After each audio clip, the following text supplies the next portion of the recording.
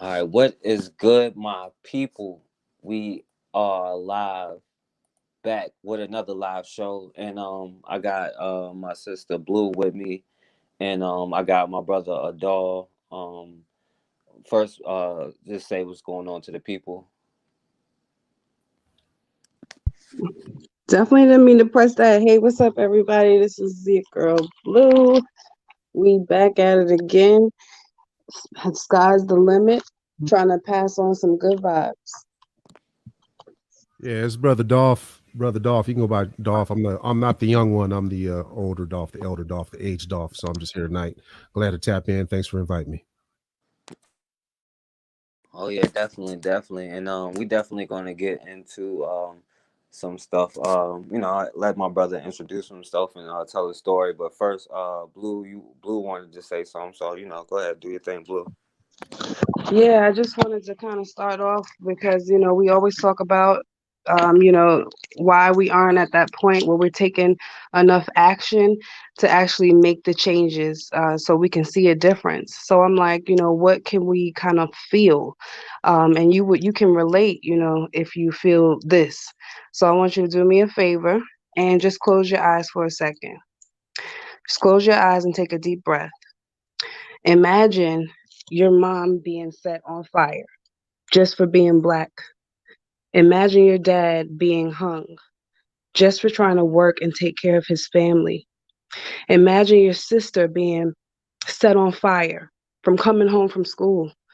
Imagine your brother being fed to alligators for being himself.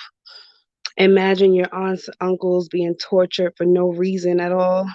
Imagine your cousins being raped against their will. And just take a second and tell me, how you feel.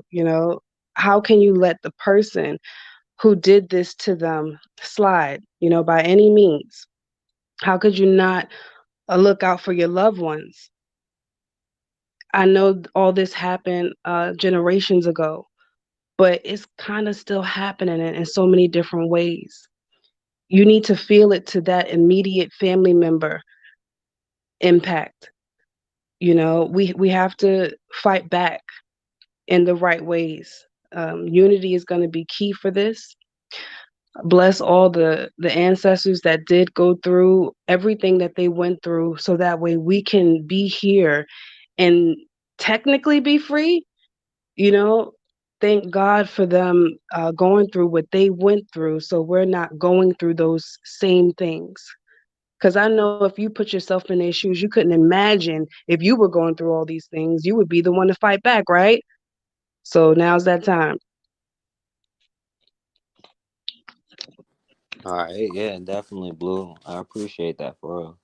And yeah, I got my brother Dolph on here. You know what I'm saying? I'm gonna let him kind of introduce himself and tell his story and stuff like that. And I call this video the Readjuster Party, but I have like a different meaning. The original meaning, it was a political party which was in the late 1800s, but it was a kind of an interracial party, you know what I'm saying, where Republicans hooked up with the black Republicans hooked up with white people, and they came up with this stuff, and they abolished the poll tax in Virginia. You know what I'm saying? They took out all the whipping posts and all of that stuff, and they actually created Virginia State University, to train black teachers in the South, and they created Virginia Tech, Longwood for black women. And of course, that's not what I mean by that. We have to have some kind of boundaries and all of this stuff. And we can say that we need to do certain things, but there are also consequences that come with what you demand, and then you have to be able to control yourself. So, first of all, I'll let my brother go in and kind of introduce himself. What's going on, Pelage? And kind of tell his story, because I kind of want to ask the brother some questions or whatever.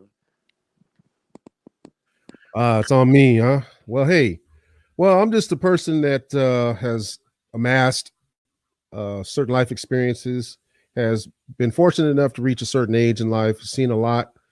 Um, I guess I'm an expert at some things, and I could probably pass along some knowledge People have said that, having gray hairs is an indicator of wisdom, and I have a lot of gray hairs. So we're going to go with that. Um, just I'm being mindful of a lot these days, having to do with my history, ethnicity, and cultural background, and have come to accept certain things about that I can pass down as legacy. So right now, being of a certain age that I am, being over 50, I'm actually, working on, those that are behind me generationally, and trying to do the best that I can do to build on a legacy. And that doesn't necessarily mean material. It just means, sharing experiences, life experiences through this course. So I'm hoping that whatever I say tonight can make sense to people. So that's all I'm wanting to do. That's all I'm looking at doing. All right. I yield. Oh yeah, definitely. And if you like anything you hear, go subscribe to the brother. You can comment in the chat or something to let him know your page, or I'll post your page if you put it in the back Oh, chat for or sure. I'll whatever. do that. I'll do that right now. Yeah, yeah, and y'all can subscribe to him. And my brother has he's trying to build his YouTube. And I was listening to one of your latest lives, and you was talking about your experiences. And this brother used to be a cop or whatever, you know what I'm saying? But so I kind of wanted to get your insight in like what it was like for you as a black cop, you know what I'm saying, going through what you were going through. And I know on your video you was talking about you was asking certain questions of yourself and answering it, you know what I'm saying? So, you could kind of touch on that kind of stuff a little bit. Well, I came in the fold um, immediately upon, pretty much after the Rodney King matter had transpired in its completeness, and somewhere around the time of the Los Angeles riots, or Los Angeles rebellion, or uprising, depending on what you call it. Um, and that really wasn't the genesis of it. Really, it was the slaying of Latasha Harlins in South Central Los Angeles, which I am actually a product of. I probably call myself a product of Watts, and so you know I'm very proud of that. I haven't forgotten my roots and where I came from. However, I have experienced multi-generational damage, and I've had to try to overcome that, whether personally or even by way of career pursuit. I went a certain direction in my life, and I actually happened to choose law enforcement because, well, not that I was being bullied as a kid or anything like that, not that somebody jacked me for my lunch money, but I came in at a time where I actually believed that I could make some kind of a difference. And it wasn't until I got really into the mix that, no, I'm just one man, and I cannot really exert the difference that I really want to make. And that took, after training, that took field training, that took a set of experiences that I faced myself, and quite honestly, they saw me coming. I mean, pretty much what people would refer to me as being high yellow, um, you know, light skinned, but still they saw me coming because I identified myself, and I won't even say a swag, but I had an appearance about myself that would get people to believe. And even I told them that at the time that I was black, and I was proud of being black, and I'm a black man first. And I went through the cycle of going through the military, taking the course in life, and ended up in law enforcement because it paid well. I mean, at the time, being 20, my early 20s, $60,000 to start a career without a college degree was decent money. I mean, we're talking like, 19, the 1980s, 85, 86, even, I mean, before NWA came out. Right. So I'm talking about, there's a cultural shift in the greater Southern California region, where I grew up.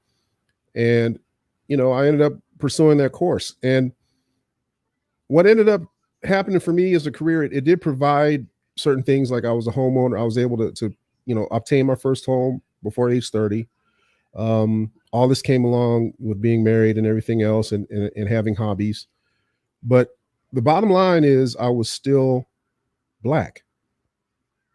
And whatever else the other guy did, I'm talking about my work colleagues, if they did something, it wasn't as magnified as if I did something.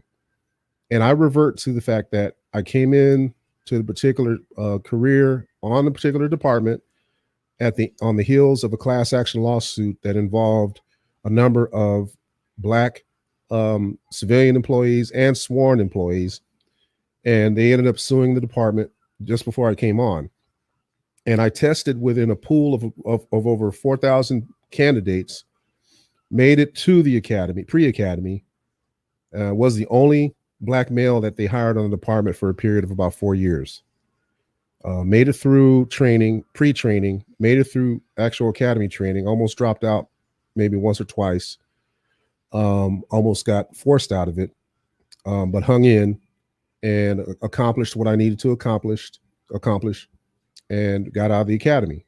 After the academy, I was a sheriff's deputy, so I served a little bit of time working inside of a custodial institution, the county jail, essentially. So I worked, did some county jail assignments as well as working patrol overtime. So a number of experiences were racked up even then, where I was out working patrol. And I brought a lot of life experience with me. Because, well, I grew up with uncles who are no longer with us, but my uncles, they taught me a lot about city life and living in the streets and dealing with police. And I had all that. I won't even say baggage, but I had all that to equip me. So I thought, to actually perform the job better, likely better than those who were out there brutalizing our people. So I had that in my heart, even though, I had a lot of my people, saying that I was a sellout, I was this and that and the other, that I was out there intentionally going after my people. When the fact was, I wasn't. I wasn't brainwashed. I still had the approach that I was doing the greater good for not only myself, to provide a livelihood for myself, my wife, and I had aspired to be greater and do better within that system construct. Probably advance if I had the opportunity to, and then take advantage of that. And it wasn't necessarily for personal conquest or material or objects, even though I did have some toys because I needed to blow off steam because the job was pretty dynamic. I was working 12-hour shifts, and it's very easy for 12-hour shifts to become 18 and 20-hour work shifts. Believe me, throughout the course of my 20s and 30s, I was basically sleep deprived because I worked mostly at night. But anyway, so like most of these cops out here are like already sleep deprived anyway, most of the time. Well, I won't really paint that with a broad brush. I will say from my perspective and point of view of experience of working the street with a few of us that were on my squad, a number of us did work overtime. A number of us were probably tired. A number of us were, I would say, sleep deprived. I know I was, right. But this is at a time where you consumed a lot of energy drinks, and I even have a funny thing to share real quick. And I'll be brief. There's a reason why cops eat donuts.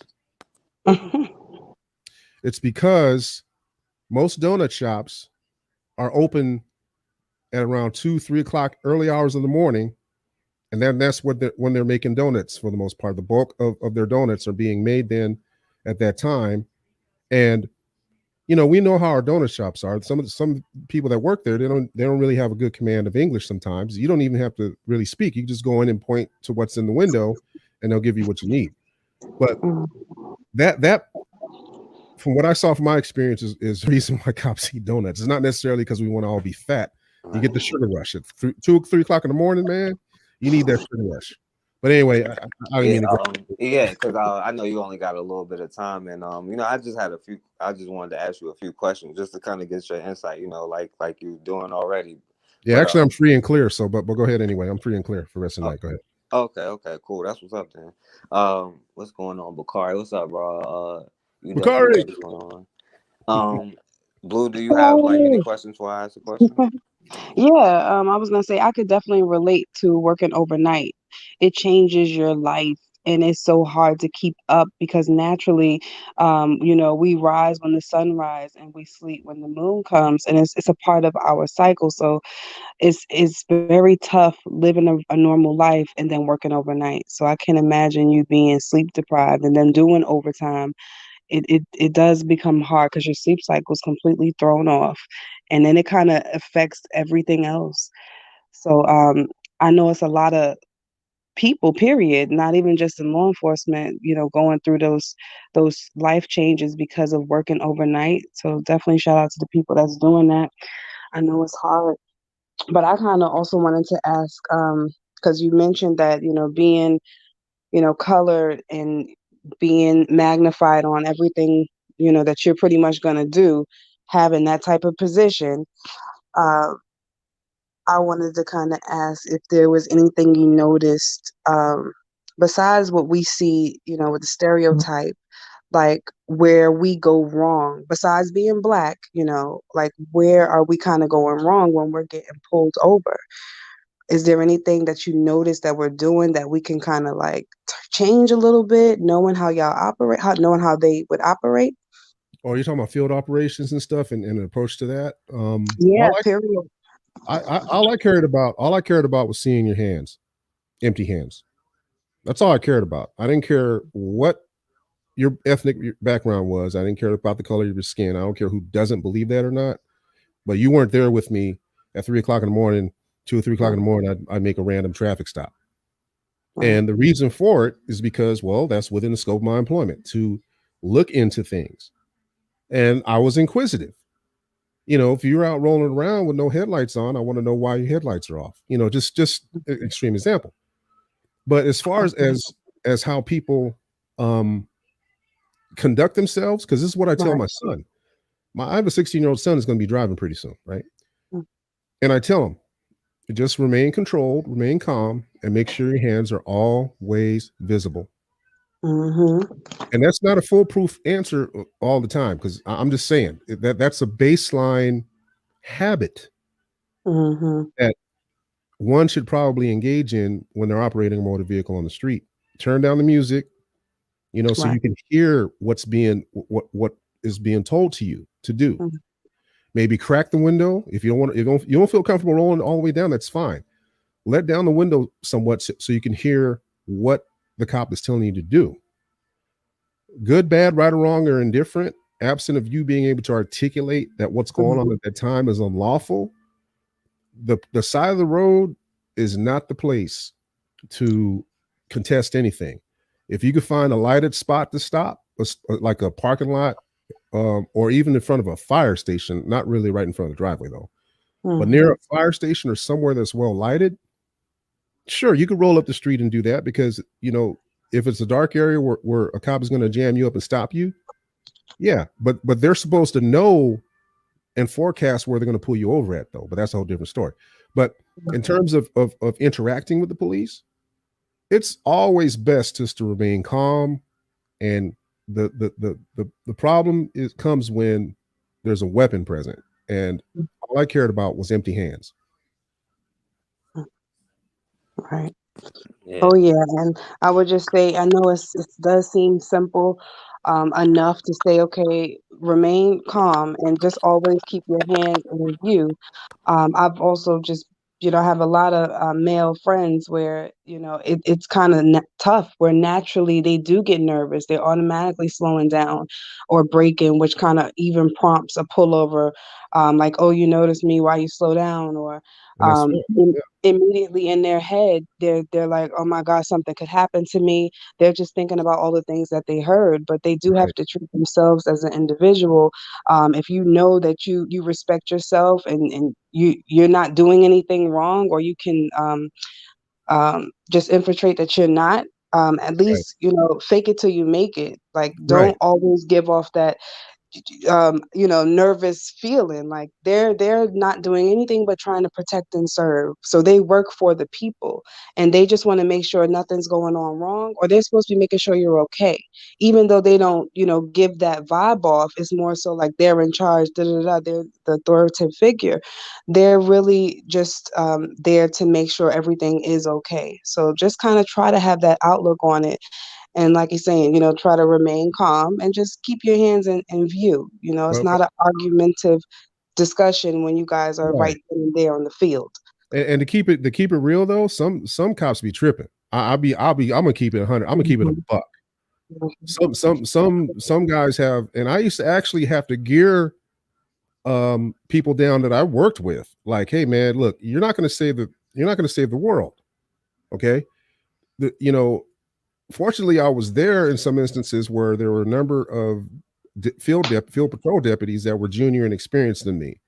So I was able to like kind of get them to, not that they're going to rip somebody's head off or something, but they're being ticky tack over stuff, right?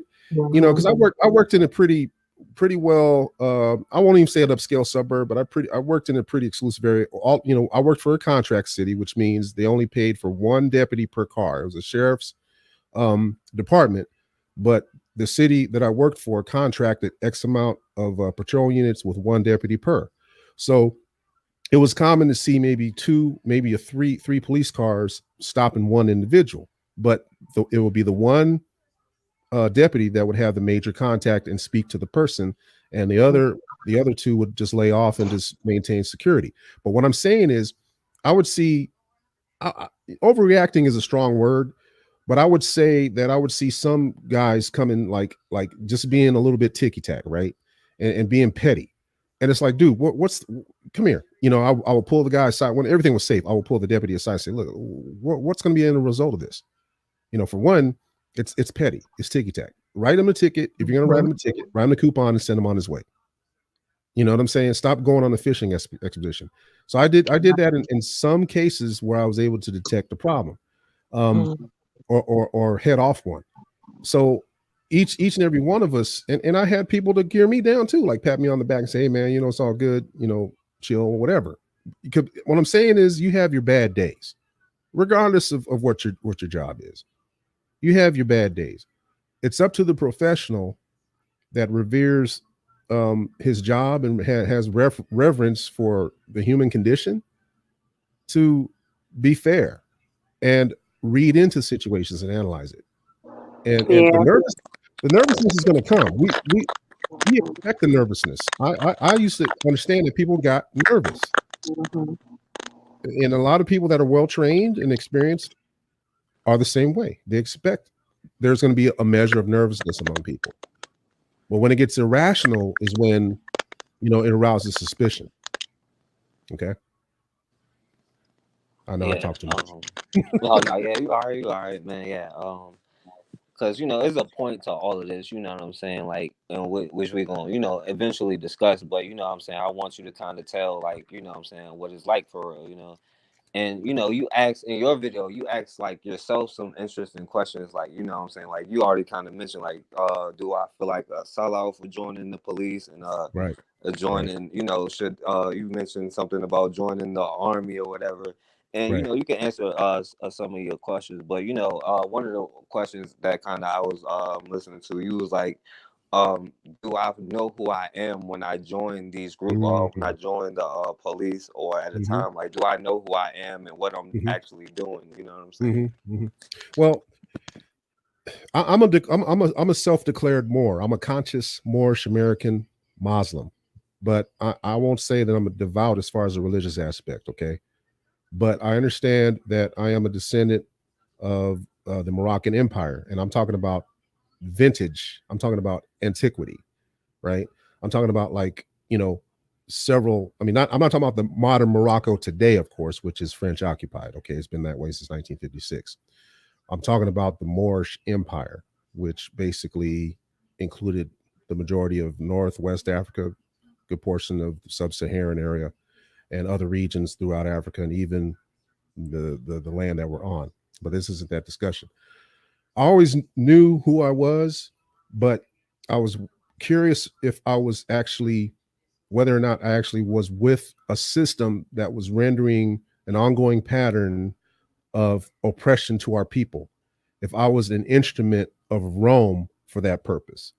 Because we understand the construct of modern policing being that coming from the crown, coming from, from Britain. The whole practice of police work itself in this country was the inception of Sir Robert Peel, from Great Britain, who basically was a sir. So he was part of, Parliament or what have you, right? Or part of the government system in the UK. And he was known as a modern innovator of policing in here in the United States of America, corporate. Anyway, that's the reason that you have bobbies. They were named after him, Sir Robert Peel. That's why they have bobbies. And bobbies are actually a derivative of policing here in this country. But it wasn't until I was well within the profession itself that I've come to realize what patty rollers did and what they were. And I was like, wait a minute. So you mean to tell me that I was in this profession and I'm actually a modern day, I guess, patty roller, a slave catcher, right? And it really played heavy on me, man. It really played heavy on me. And I took a lot of that to heart. But, I wasn't singling people out personally by their race. I was basically, and this is what I used to teach in the academy when I was an instructor for trainees as well as in-service training on the topics of racial profiling and stereotyping. Now, you can criminally profile a person. You can criminally profile a person, but it's based on behavior. It's based on different things like the environment that you're working on. If you had a certain amount of criminal activity in an area, and you can reasonably articulate that the person that you have before you or the person that you're looking at might either have caused a crime, is about to cause a crime, or something to that effect, where you can actually talk to them, engage in conversation, and then, build a situation from there. That comes with interacting with people, right? You cannot rush to assumptions without anything that really unfolds in front of your face. You could even be driving behind an automobile and have money fly out of it. You still have to have probable cause to make a traffic stop, because there's nothing else that, like I said, you're driving behind. I had this actually happen before, but the other elements that came with it, where there was a robbery call that just occurred within 5-10 minutes prior. I happened to be behind a vehicle that vaguely fit the description, and all of a sudden money came flying out the window. So I had reason enough to stop it. But you know what? Because of the sensitive nature of the circumstances, in society nowadays involving police contacts, I knew that I had to gather additional probable cause or additional violation on the vehicle. And guess what? The license plate light was out. So that gave me reason to effect a traffic stop alone in and of itself, not just the money flying out the window, not just the report call and everything else. So what I'm saying is, a lot of this stuff consists of elements, and there are elements involved that comprise what a crime is and what a crime is not.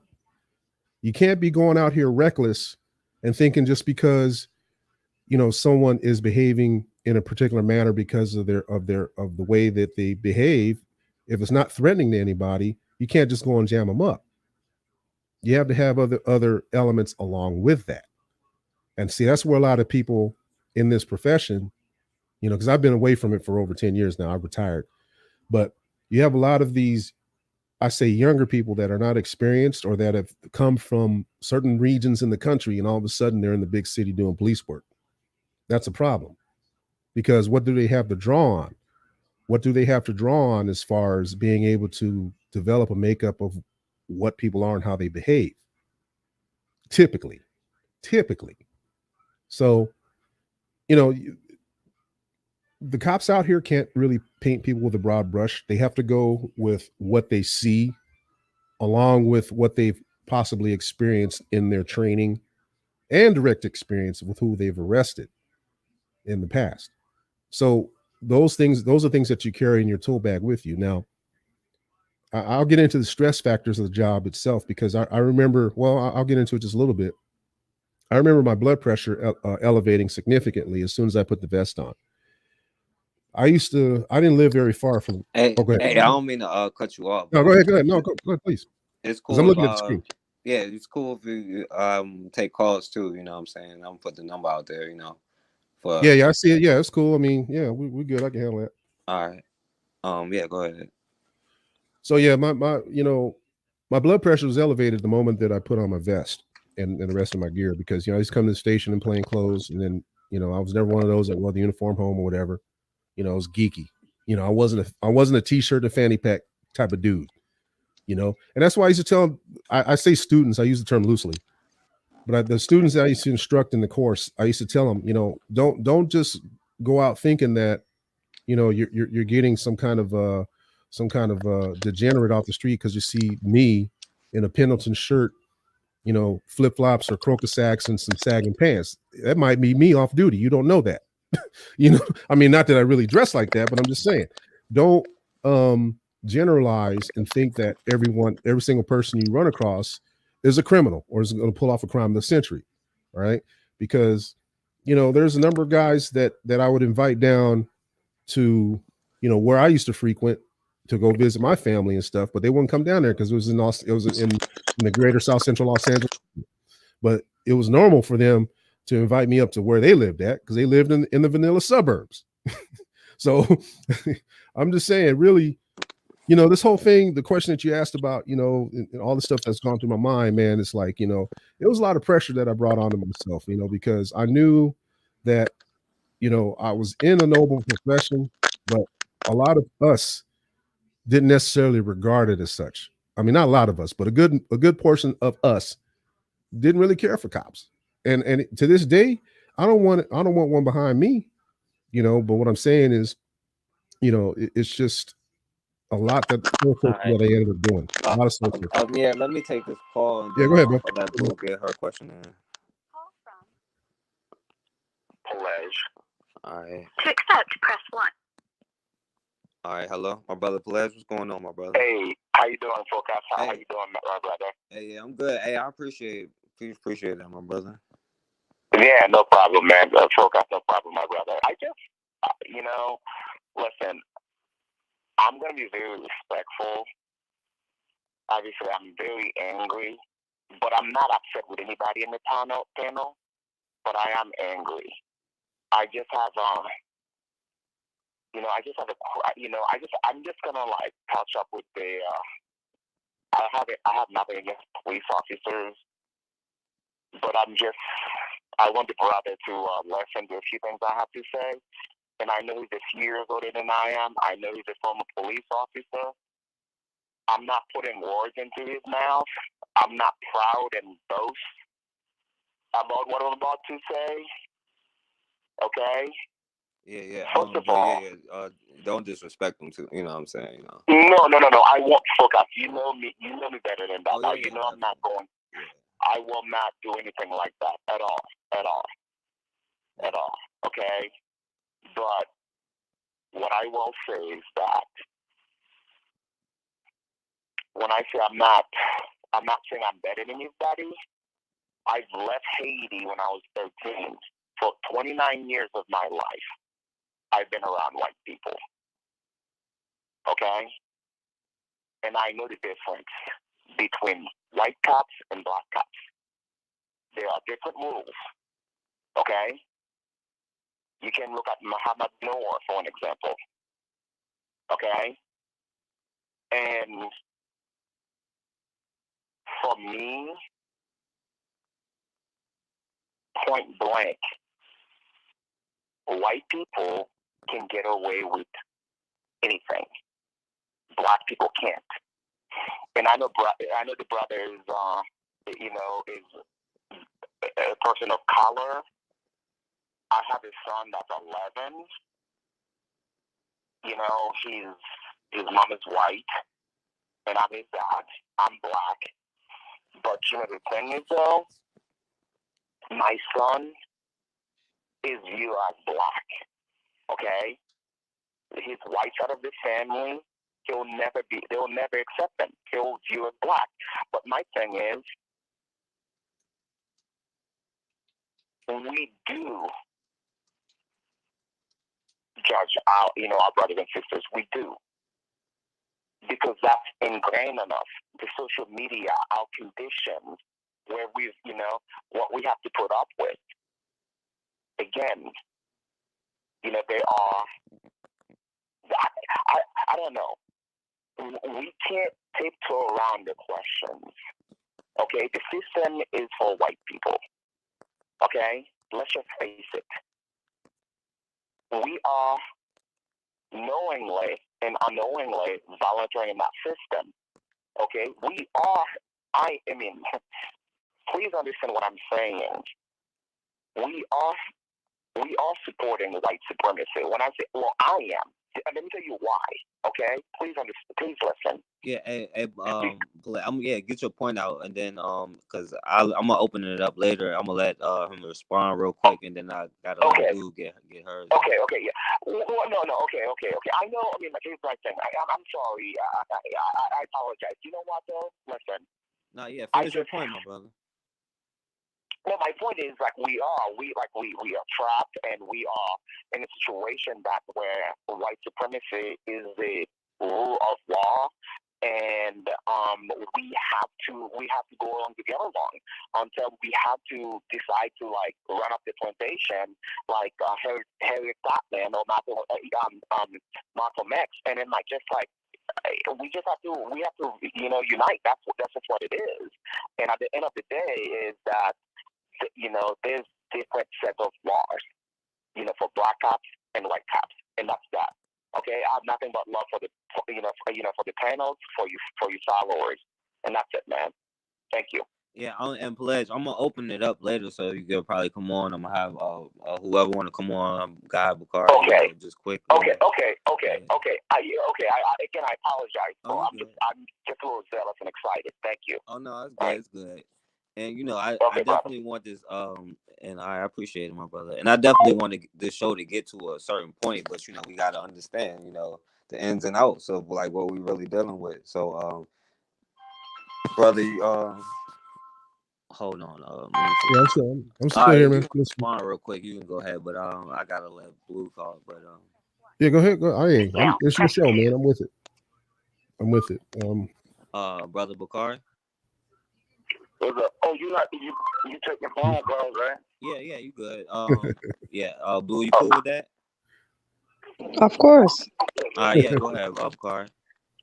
Or do I need to call back? No, you good. Go ahead.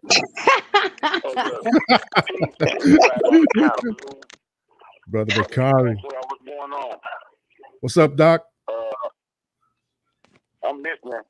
Brother Dog, you a sellout, you was a cop. I'm just clowning, man. I tried to be a cop one time, they didn't hire me. Because of the statement that I made in the interview. Because they asked me why did I want to be a cop when we were talking. And I told them I wanted to go to, my exact words was, I wanted to go to the black neighborhood. To the I said, I want to go to the roughest neighborhood, the toughest neighborhood in the city. And they said, why? I said, because black people don't have a good relationship with cops. When you send someone down there like me who care about their people, they will be treated with respect. They won't be treated like animals. So that would be the best place for me to be a cop. I didn't want to go. I wanted to go to somewhere like, if you know anything about Atlanta. Yeah, I know Atlanta. City. I wanted to go to those type of places where you go through there in broad of the daylight. When you ain't from there, they tell you care. But they wouldn't have me. They didn't like my response. But that was my purpose of trying to become a cop, right? Right. When he was talking about him being a cop, I think some of our people, when they're a cop, some of our people treat the black cops bad, just automatically say that he's selling them out. I didn't get the job, and I was called. He was telling me I wanted to be a sellout, and I explained why I wanted to be a cop. So I think if we have some good brothers and sisters that cops, they're there to help you. We should support them in their efforts to help protect, to help in our community. If they are there and they're putting in that effort, they shouldn't be judged because of the profession that they chose. I was judged and didn't even get the job because of the statement that I made in the interview. So that's all I wanted to say about being a cop. I just wanted to call in and say that. And I'm going to keep listening offline. I'm not going to take up all your time. I've been on here long enough. No, you yes. Hey, and I was going to open it up to you. A few, I just wanted to kind of get to, like, you know, a certain point or whatever. You know what I'm saying? All right. All right. So yeah, I'm gonna put it in there in a few. All right. All right. Yeah. Blue, I'm sorry. Go ahead.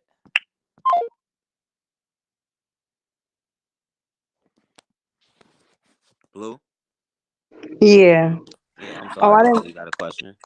Oh, yeah. I didn't know if he was in the mid semi or finishing Dolph, but I was kind of like as a move forward type of mindset, uh, based on your experience, you know, with that.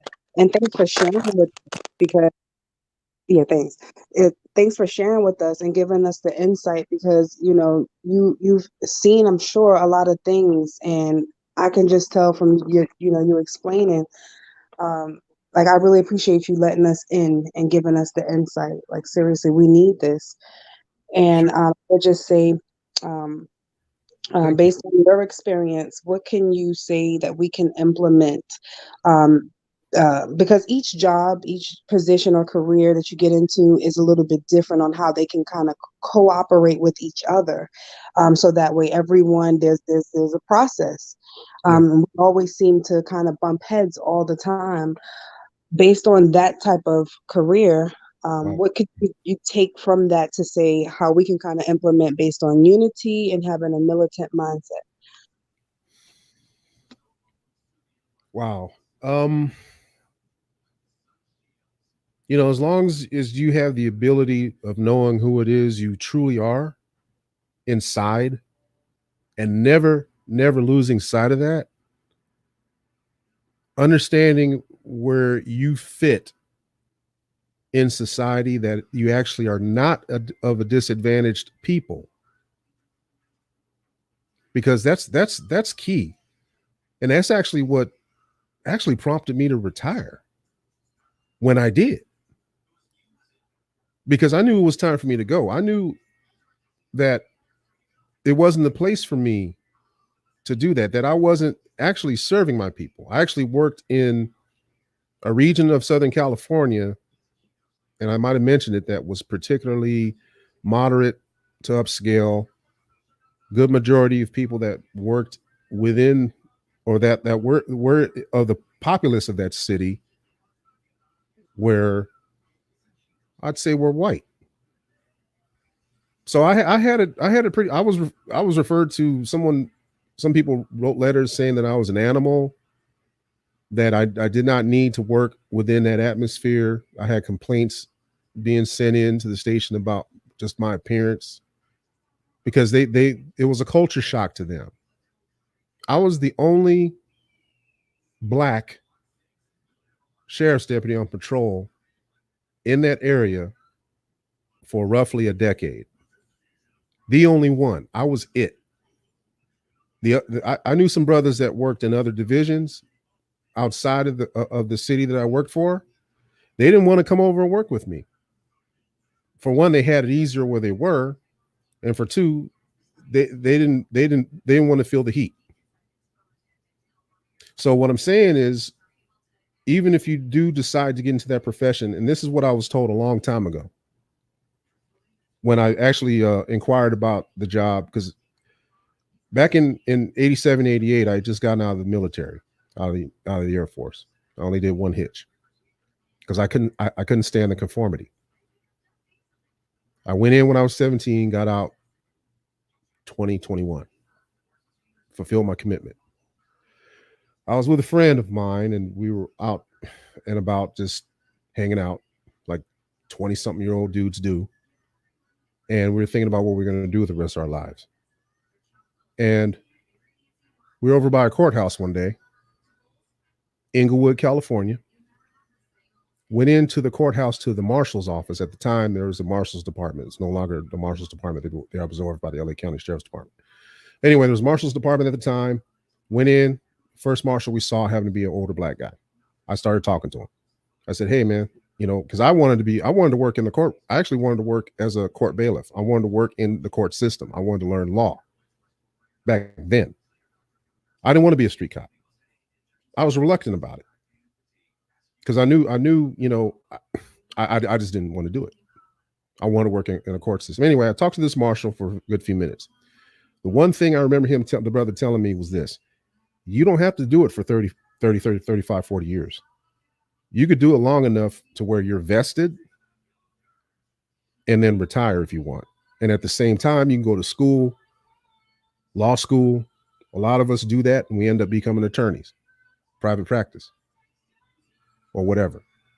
So I won't say that I had a solid plan, but I said, well, I don't think, I'm just going to stay long enough to probably get some vesting and see whatever happens. I'll just flow with it.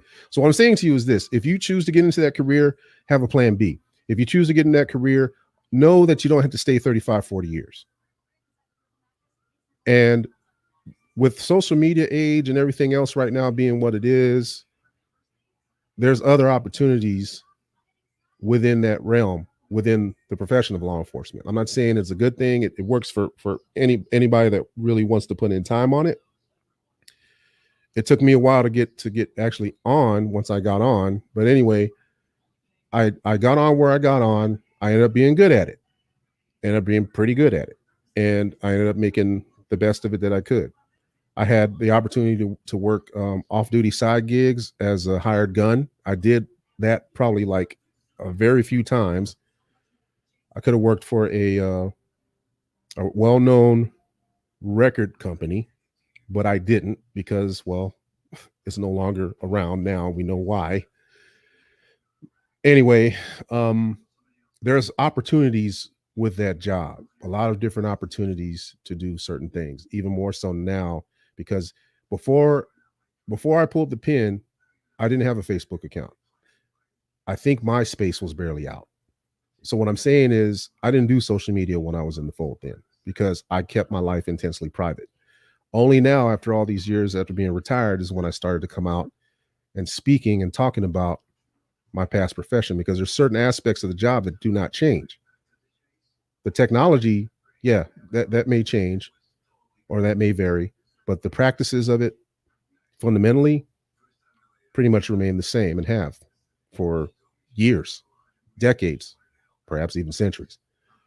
But what I'm saying is, yeah, always be true to yourself. Know who you are, that you are who you are first before you put on that uniform. You're a human being and you represent yourself and you represent your ancestors, like I've always been saying, with regard to my Moorish background and my Moorish acceptance. But you just represent yourself and do the best you can and cultivate a plan B for yourself, in case it doesn't work out, because attrition and everything else. But go ahead. Oh yeah, I was gonna say I love the answer because at the end of the day, that's what it is. Period for us. That has always been us not accepting ourselves and loving ourselves to know that we are worthy. So I mean, that's just the first step is just being respectful to our differences and loving the difference because we each bring something to the table. So thanks for the detailed explanation. Thank you. I couldn't have said it any better. Probably a lot shorter, like you did. So No, thank you. it's all good. Yeah, and I want to do this because I don't want to be here all night, but what I'm saying, I appreciate my brother for coming through and Blue and everybody for listening. And I had a couple more questions, but I'm gonna just wrap it up with with my last two questions and one question. What I'm saying, if that's cool. And then I'll let Blue ask her question. Then I'm gonna open it up to like Bakari and whoever else, Pledge or whoever want to come on. What I'm saying, and kind of talk about the topic, or if you got questions for my brother, as long as you like respectful and all of that kind of stuff of my brother. I'm gonna let you come on and say your piece or whatever. But my first, I did have like, the obvious question about, the racism and the force, like to you, like other black cops, or, what I'm saying, just that you seen on the street. But, my ultimate goal, and when you address that, and it's the whole point is we can't tell people not to do something if you ain't willing to give them something in replace. You can't ask people to follow you if you're not able to feed them. Now, I got full 100% faith that if you're able to feed your people, they are dying to follow something. You know what I'm saying? But for you to be like abolish the police, you got to have something to replace, because there are situations that go down where the police is needed, where there's mental health specialists needed. After covering all of these stories, there are just some events that you need some kind of help. You know what I'm saying? So how do we, like, what do you think that we need as a people, like the mindset, the material, the physical things, everything it takes to build like a police force? Like, do you see it happening and all of that stuff? So, just those two questions. Then I'm gonna let Blue ask her question. Then I'm gonna open it up. Well, just build on the existing resources. Basically, I'm not one to say abolishing police forces, because I was having a talk with my son earlier, about problems that crop up and police having to respond. That is the only career field that you actually run to problems, because you're paid to do it. You're paid to run the problems and handle situations. If you don't have any kind of entity to do that, then it just ushers in all kinds of anarchy, right? We need to be in the position of being in position of to better control the methods and techniques that they employ on the people. That comes with the adoption of police commissions. That comes with being involved in police commissions. That becomes, unfortunately, becoming a part somehow of the organization, but not necessarily being on the front line. That comes with also demanding that they create crisis response teams of people. I'm talking about, unarmed people that can go out with the cops to help resolve mental health issues. However, and I actually was fortunate enough to have worked with an organization that had that. They had some of us that were trained as CRTs. I forget what the acronym was, but we were crisis trained. We were trained to respond to situations and to try and talk with people if there was a presence of any type of threat. That's why we responded the way that we did with, if we had weapons on us or whatever, that we would respond primarily, or we would augment and assist those that were unarmed, those unarmed civilian crisis intervention. And I'm at a loss for the actual acronym that we used, but it was CRTs. We were CRTs, and there were civilian CRTs. They had their own vehicle. They roll out in a van, or they roll out with one of us during the tour of duty, and they'll roll out to different situations that involved mental health crisis or whatnot. And there were a number of those I actually responded to, and that was quite effective. It was quite effective, very efficient. It can be done. So depending on the community in which you live, if you are in the position to group up and get your local police to do that and create these teams and have them stick to it, then that would be the best approach. Getting rid of it, it's going to be ineffective. It really is. And because, if we want to, being nationalized and forming our own police, that's, at this point, to be honest, that is a remote possibility, because we're all too spread out. We're not to the point of unification yet. At some point, sure. At the moment, 6 months, year, 5 years from now, can't say I see it. But in the meantime, we have to be in a position to better demand those that are, because the roles are flipped. They're telling us what to do. The government is telling us what to do. We're supposed to be telling them what to do. And that a lot of this stuff can be mitigated, if not completely resolved, at the local level. So I would probably encourage people to become more involved locally. Go on a ride along and see what it is firsthand. Before I even got hired and on the job, I went on several ride alongs with the police just as a regular civilian. I would highly suggest that in your area, in your community, if it's safe to do so, if you can get over the trust factor and the trust issues, I would say go out there and go on a ride along, like on a night that they're able to offer that to you, maybe on a weekend night where you see most activity. And, just basically create some type of interaction with them as a body to get them to do and best serve the people. But we have to formulate a plan to do that. And what was your other question? Um, well, the other question was about the racism that you experience within yourself or like on the street, and also I was just saying like say that set the unity aside. Like, what do you think like it would take for like if say everything that I did, all our unity was managed, we did all of that kind of stuff. What would it take for us to have our own police force in your estimation? Training, basically training and Like an understanding of like all kinds of training. the understanding of legal concepts, safety training, being sure that people are fit to be around weapons, to and that they can qualify with a firearm.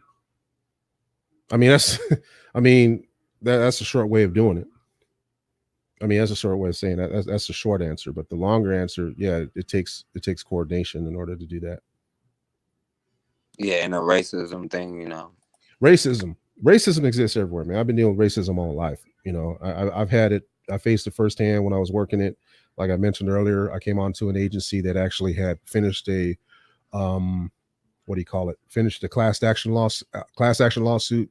So basically people were walking on eggshells around me and I even was told by a former colleague, that I pretty much have the department by the short hairs because I'm coming in the door. The first one that they hired of this class action lawsuit, they better do right by me. Well, I'm gonna tell you what, they didn't. Because like I said, everything that I did was wrongfully magnified versus the other man. And, I went through a situation that, well, invariably, I actually had to sue the department. And basically what had happened was I ended up, things went out in my favor. And then next thing I knew, I was being followed everywhere. I had sergeants showing up to my calls when I didn't necessarily request them because I was already, tried and true and proven. Didn't need a sergeant on some of the calls that I went on, and I didn't request any. And as far as outright racism, sure, I was called out of my name a number of times. I actually pulled over on a call. I actually pulled over and detained a group of Nazi skinheads, and yeah, and I had backup that came minutes later to assist me with detaining them and taking down information, and nothing happened as a result of that. Yeah, I was called out on my name, and there's different things that happened throughout my career that I cannot necessarily put a finger on and say that they were racist or there was racial animus applied or associated with it. But yeah, one could assume that. But I just basically kept it pushing. I just basically kept it pushing, and didn't let things really dissuade me. I kept my head up and I kept it moving. That's the best I could do, and that's the best I would probably tell anybody to do, to not really get tripped up on the racism aspects because. I hate to use this term, but we're behind the 8 ball. They see us coming, and it's better to actually be in a position where you hold yourself in a certain regard. And I'm not saying selling out. I'm not saying necessarily go along to get along, but we all have to conform somewhat. You can't go outside nude and not get checked about it, just in general, because you have to conform. You have to put on some clothes and to go outside. That's conformity. So we have to conform to certain things that are dealt to us in life. It's just a matter of how far we're going to pursue it, or how far we have to deal with it. How deep do we have to go? And you could always call foul on anything. I was cast as somebody that was really outspoken. So I had problems with certain supervisors. So because I was very outspoken with what I said, and I was very clear on what I said, but you know what? What I said wasn't illegal. I mean, it may have affected my ability to advance in a career because I was basically clear thinking in what I said, but it wasn't harmful. And I did my job pretty much by the book, although unorthodox, but I did it by my my interpretation of the book policy, and they couldn't touch me on that. So yeah, is racism there? Sure. You know, I'm just saying conform to just standard basic requirements, man, just so you can get through the day.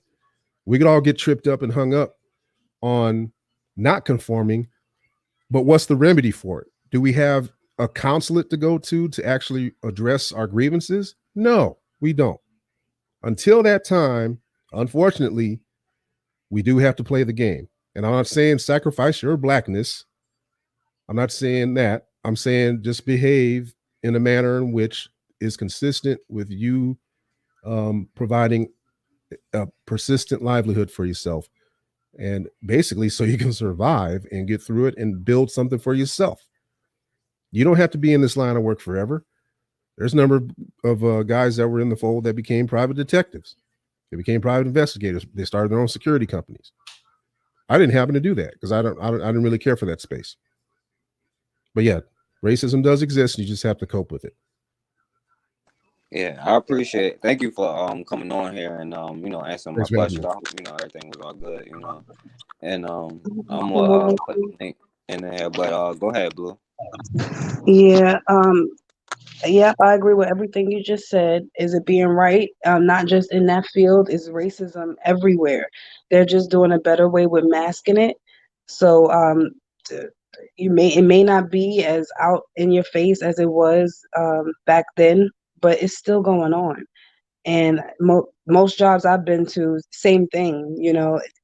I can't help but feel that gut feeling when certain things happen that it has something to do with race. So I feel you on that. um, I know you mentioned before that you were looking into doing your own firearm training or um, security company. So hopefully that, can be something where you are, like you said, helping us build our, militant minded group that we need, that gets their training and safety training, and making sure they're mentally fit and things like that, so they can pass that knowledge on as well. So definitely need to see what the requirements are so we can get that expanded. And I wanted to just kind of ask, being that you had that position, is there any system that was used that you could let us know about to help report, the particular encounters or deputies, cops that just didn't, abide by the law, that we Mm-hmm. can affect, that was effective to kind of help us, make sure we're filing reports on those bad experiences? Sure.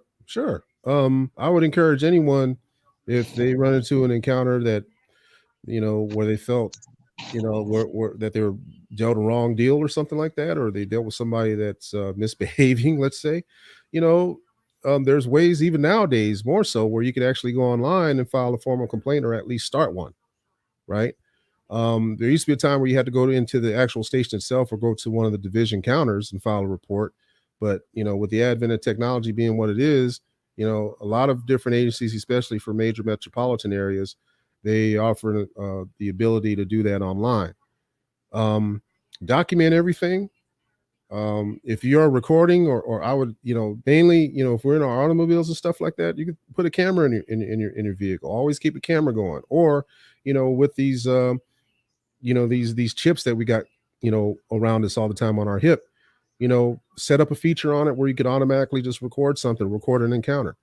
And I need to follow my own advice, but see, I go outside with an expectation that I'm not going to be screwed with by the cops, but there's always that one time.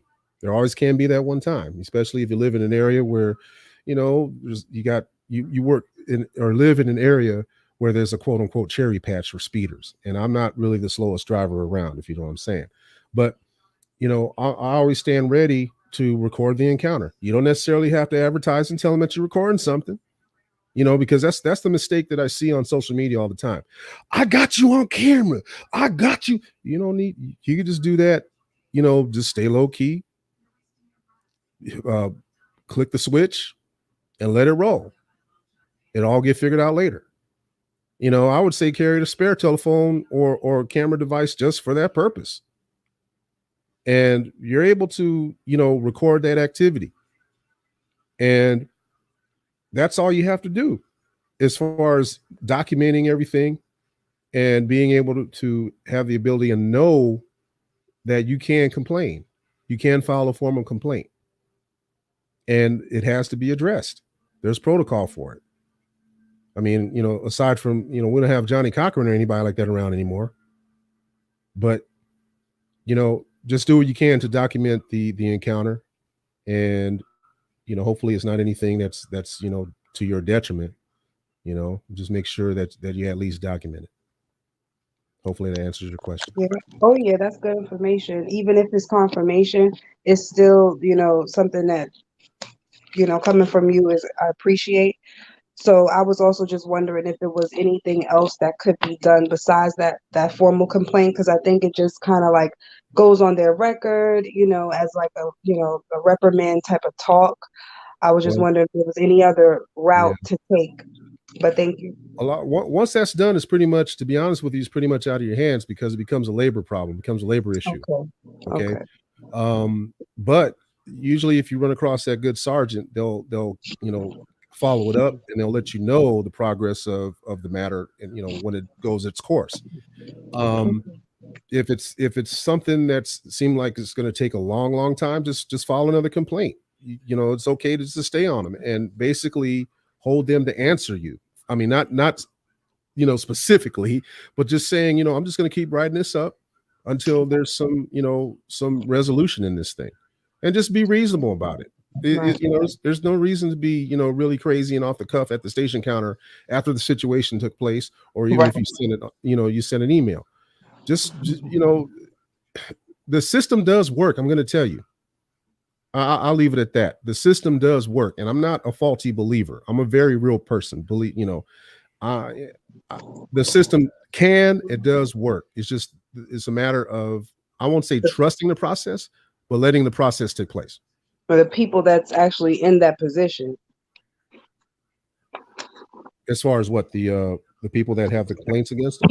Yeah, no, because I'm saying like it may be these rules and regulations and laws in place to help us be able to live with each other, but I'm saying the people that abuse their position, which makes it seem like it's not working. They'll be found out. They'll be found out. It may not happen today. It may not happen tomorrow. It may not happen next year.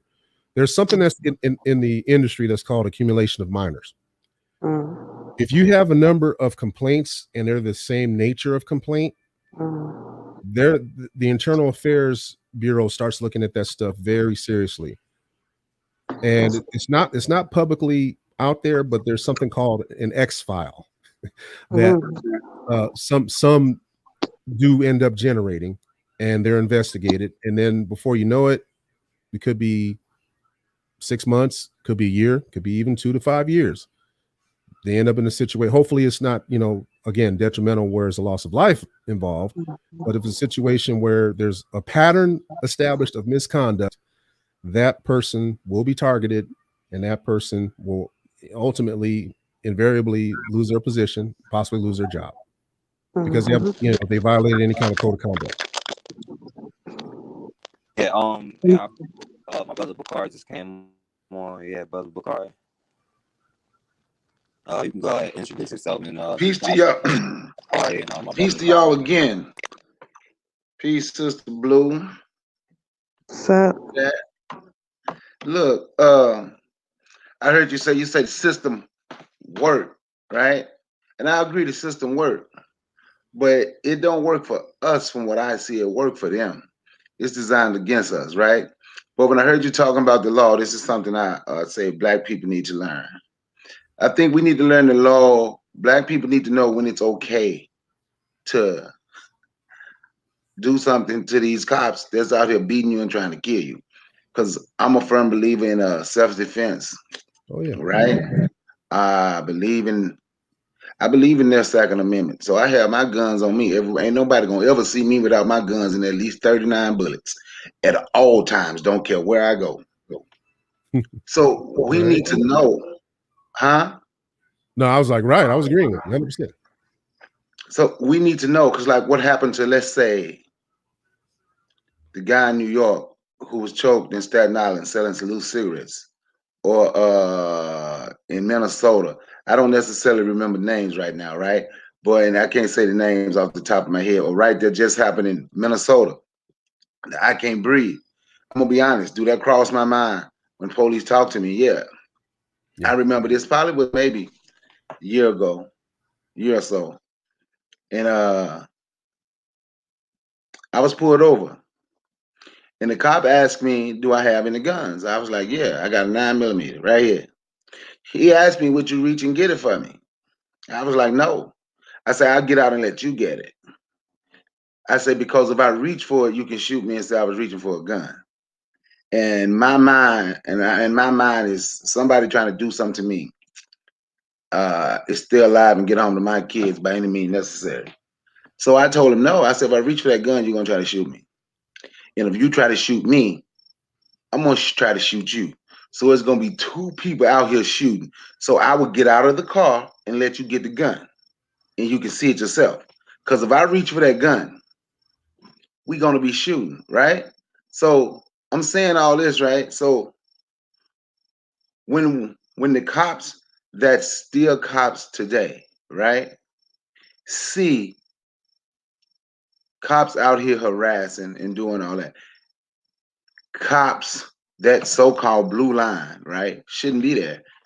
Cops take care of that. Or I say for us, we should take care of that. Do I believe all cops are bad? I don't believe all black cops are bad. And where I live, and I'm gonna tell you why I say it like that, right? Because there's a young man I know, like 26, he's a cop. And I told him, I said, I don't think all cops just want to kill black people. And this is what he said. And he actually had moved his position because he got to arguing with some. He was like, all of them don't want to kill you. He said about 95% of them want to kill you. 95% of the white ones, and the other 5% want to beat you till you damn near dead. And he said the problem he had was he had a problem with that, but his biggest problem was with black cops who had been on the force 10 to 15 years that wouldn't stand up for him because of their job.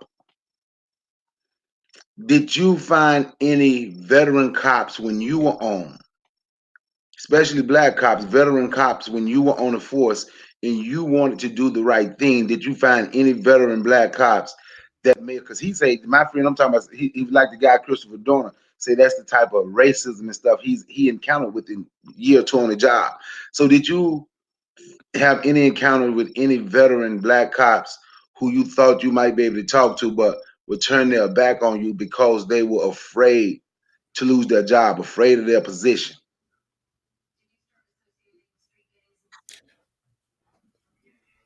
I was the only one that worked in my particular division Damn. for almost a decade. So I can't say I worked immediately with somebody that outranked me who was black. I did know some on the other side of the hill, though, that did outrank me. It's quite possible that, yeah, they probably did hold back, but then again, I don't know. I wasn't there. What I know from my standpoint, and I'm gonna talk plain here, is I didn't put up with people's bullshit. And I told people that I worked in the field with that I didn't put up with their bullshit. I wasn't gonna get sued behind it. I damn sure wasn't gonna go to jail behind their bullshit. And I'm talking my colleagues I worked in uniform with. That's why I didn't have the reputation that I had. And I'm not here to prove to anybody that's on this, watching this now or later, that I was a better cop than anybody else, that I was trying to hold the line. I'm telling you from my direct experience of what I did throughout my tenured career. And we could, what if, I'm not saying you, Brother Bakari, but I've just seen a couple of questions in the chat that seem kind of preposterous to me, because we could what if this all day long. And what I'm saying about the system worked. I'm not saying broadly. I'm saying the situation in my experience that I saw when I had complaints filed against me, that worked. When I had there are other officers that had complaints filed against them, that worked. And what I'm relating is a very specific experience with one particular agency that I retired from, and maybe a little bit of another agency that's a little bit larger, where I still know someone who's actually a deputy chief. and they recounted their experiences to me as well. And I belong to an organization called Noble that I quit because they all were basically kiss asses that basically were the get along people. I was not that. So I'm not here to prove anything to you because, just because I'm here tonight, I was invited here by Brother Forecast and here to augment and take questions. But no one's really been at all disrespectful, and I haven't really read all the 49 comments I see in the window. But I saw one that came across the screen that was general in nature. Now, Brother Bakari, regarding Eric Garner and being choked out like it was, regarding George Floyd, regarding Sandra Bland, I don't have any I have misgivings about those situations. Those situations should not have happened, period. Not just because I'm a black man, because I was a trained professional that understood what was right and what was wrong. Sandra Bland should not have been stopped the way she was. That was bullshit, period, from the onset. She never should have been contacted at all. Eric Garner, he shouldn't have been choked out like he was. It was ridiculous. He could have handled that much better. And I won't even get started on Floyd. Everybody knows that's wrong. And I'm not just saying it because I'm here in the captive audience either. There's some things that went wrong with that. From what I saw of it, watching the video that I saw, was that he was in handcuffs and in the unit. I know I can recount to you many times I had somebody in back of my unit and they were still sitting in the unit after I patted them down and they were handcuffed. I hauled ass to the jail because I didn't want to deal with it no more. Those individuals took that man out that car while he was still in handcuffs. They were punishing the man who was already in manacles. You don't mete out punishment on the street. You go. Take him to the jail, let them deal with him. Yeah. That was my, I will never say anywhere that I support police misconduct. I don't support bad policing. I don't support I never have, even before I was on and afterward and within it.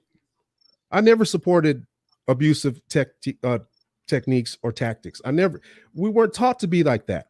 I wasn't taught to be like that. I was taught to end the problem. Because you're thrust into situations where you have to handle the result and make sure that you're going to get home the same way that you showed up to the locker room. So that was my outlook on the job, and that was how I approached it, and that's how I dealt with it. And I actually did not have to command respect from my peers. They knew what was coming. They knew how I was going to handle the situation, how I was going to handle myself. So, I don't mean to be really impassioned about it, but I just want to be clear. I got you. You know what? The way you speaking is part of the reason I wanted to be a cop. I heard you say you left because you really wouldn't serve in your community because of where they put you. And I couldn't get the job because I wanted to. I'm being honest. I said, I'm gonna be a cop. And this is why I wanted to be a cop. And this is the area I wanted to work in, right? Because I'm a firm believer in, I'm like you, I don't think the police should just necessarily be abolished. But what I absolutely think is, right, people from your neighborhood, from your community, not even just any black person who's from, let's say, where I live in Atlanta. I shouldn't be the cop. I shouldn't necessarily be the cop on the West End. And I don't live around there. I think cop policing, if we get people from the areas to police the areas where they are from, where they know the people, I think policing would be better for black people. I think our communities, I think it would be served better, right? But the people in power don't want that. Even though I wasn't from Vine City, I be in Atlanta a lot. I go to those areas, I chill, you understand? But that's where I wanted to be. But the powers that be don't want a cop, don't want someone like me who want to be a cop, because I say I want to change the relationship that my people have with police. Let me be the one to go out there and show cops how to treat my people, because these are my people, right? So it's up to me to go and say, you know what, with me with that badge on, I'm gonna treat you like what you are. I'm gonna treat you like a human. I'm not here to harass you and arrest you. I'm here to help make sure the community is clean and better. And we're the ones that should be getting, that's just my take on it. I yield the mic. Oh yeah, yeah. You all good, bro. All right, and I just want you to know, my brother. Yeah, I definitely did invite my brother on here, and I appreciate everything my brother is saying, and I appreciate you for answering. And I don't want you to be hard on my brother. Like learn from his experiences. We got people in different areas. Like the point is not to go backwards anymore. The point is to learn from what we have been through to not make the same mistakes, and moreover get to the point where we all want to be and we all can agree on. My brother got a son, what I'm saying? My brother Bakari got children, what I'm saying? I'm sure we all can agree we want their safety, we want them to have the best possible future they can possibly have, and we can only do that by coming together and using our experiences to what I'm saying? And so I appreciate you for coming on. But Blue ain't talked for a while, so I want her to ask her question, and then brother Adal, then Bakari. Yeah, I'm listening to it all, and it's all great talk. Like this is what we need, even if it comes to a point where when we are saying something, like if someone did say, and I didn't read, read one thing, but even if someone is showing frustration, against like, oh, how could you say this when this happened? Like that. I mean, that's good. You have passion about what happened to our sister, so that's great. I'm glad you feel like that, but we a lot of not just us as a race, people in general, but if we can kind of get better at this, not just looking at one thing, you know what I mean? Like look at the whole picture, don't just look at the one thing that he said, that look at everything else that he's saying, which is in general to educate us and make sure that we can kind of be on the same page on a lot of things. Like that's why we're doing these talks, so we can bring together the same like-minded people and let us all be on the same not just knowledge but basics on certain interactions and how we our outlook and insight on things. So the feedback is encouraged. It's just like let's be respectful to each other, because we are all trying to like have those conversations. We're a family. Families argue, right? And they try to hear each other out. We're just a bigger family, extended family, and it's going to be times where we feel like, okay, maybe a little bit offended. We don't want to do that to each other, because we have a goal, and we can't keep having these pit stops along the goal. So certain things you kind of got to think about what you're saying. Don't react out of emotion. Kind of when you're talking, speak because you consciously thought about something. You can't take out anger on someone that didn't do anything. You know what I mean? Why didn't you go and protest that, down at the police station? Brother Adal didn't do this. You know what I mean? Again, he's just really speaking from his insight and experience, which we need to appreciate, because the same person that said the comment, I'm sure they probably not gonna hire you as a police officer.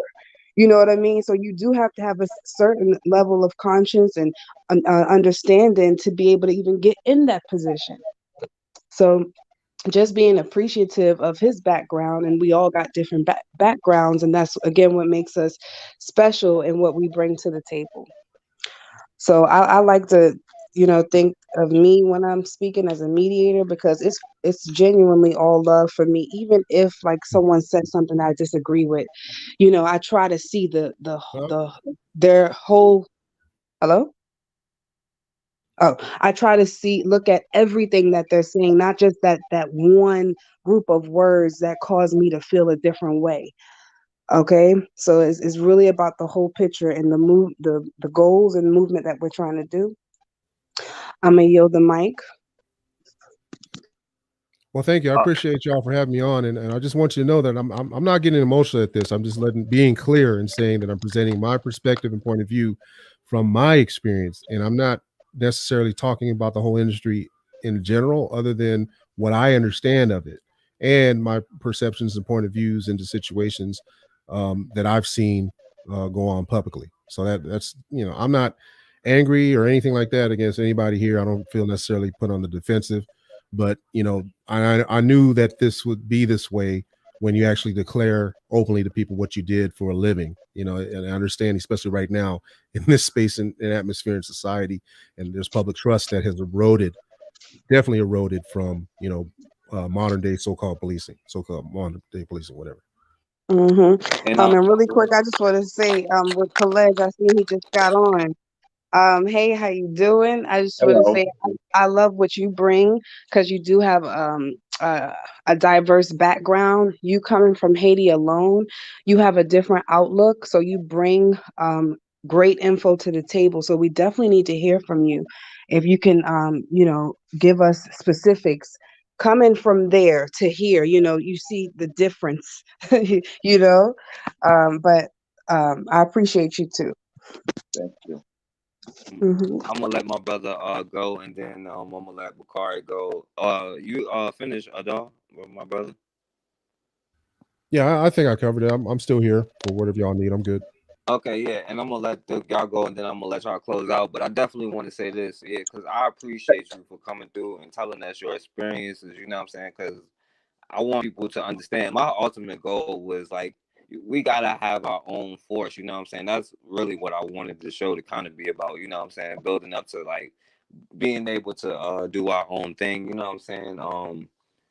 Pelage fell off, but ultimately I wanted to build up to us making our own force, you know what I'm saying? And I appreciate you for Uh-oh. actually stepping out there and telling your Yeah. story and all of that stuff, my brother. Like that's real talk for real, man. So you have to really study the Second Amendment, right, and understand the wording of the Second Amendment. We all have to do that. You understand that it's our right, a right to actually form properly regulated militias, right? You do understand that's in the Constitution. No, I did not. Thank you. Oh yeah, definitely. But yeah, But we got to have the right mindset to have the militia, and I wanted to have the mindset, the insight of like what it's like, because for us to be able to, because like in my opinion, like we cannot call on. Like you see, I seen too many mental health calls go down with they're just pulling their gun. Too many of them have this inherent fear because as Black people, even if we close our eyes and imagine a Black dude, a big Black man, especially God forbid if he had dreads walking down the street, a lot of us will be clutching our purses. You know what I'm saying? So what do you think these cops are doing? And you see a lot of them have a certain mindset, you know what I'm saying? But we actually need to have our own force. You can't replace something without having something. But we got to see the I agree. insight of all of that. I agree. And let me say this because my sister Shanique, I appreciate her. She said Oh, she got a question. Okay, cool. yeah, she said, "What is the advice that you would offer a Black man or woman when they encounter the police in the stop or even a call to a scene?" I know it's hard to do, and again, I'm going to speak in generalities, okay, and based on what my expectations were when I got to a scene, when I got to a call. Okay. I expect for people to be relatively calm to be able to give me the story of what happened. I'm not saying, that people are going to really be totally collected, because I take that into account depending on what people have gone through. What we what I used to try to do, what we try to do, what we're trained to do is find answers. And we have to maintain a certain decorum and ability to control the situation if it's out of control, depending on the nature of the call. You're not going to get on your screen in your car. It's not going to give you the full details of what's going on. Someone has to get there and talk to you and measure things out, gauge things out, and be able to direct you to the resources to have assistance. That's in a nutshell what it is. It's not really that complicated, but then again, it is. If the one thing that I could chiefly say to people is if they could just kind of dial themselves in and remain calm for the moment, and know that, yeah, I got to talk to this damn cop over here. Just kind of draw it in and deliver the story as best as possible so that they can, process it and direct the resources accordingly. And that's a simple answer that I can give for that. All right, I'm gonna let my brother Pelej go in, and then everybody gonna go around and kind of Bakari, you can take as long as you want because you came on last, you know what I'm saying. But then after that, everybody just go around and close out. But you can go ahead, my brother Pelej. All right. Hey everyone, how you guys doing? Um, well, listen, I was taking some notes. I feel like I should have maybe call in. I don't want to be negative, and Sister Blue, I believe that's you just mentioned my name. Um, yes, I'm from Haiti. I grew up there, and I left Haiti when I was 13. But at the same time, my mindset, I live around, white people. Actually, I was married to a white woman.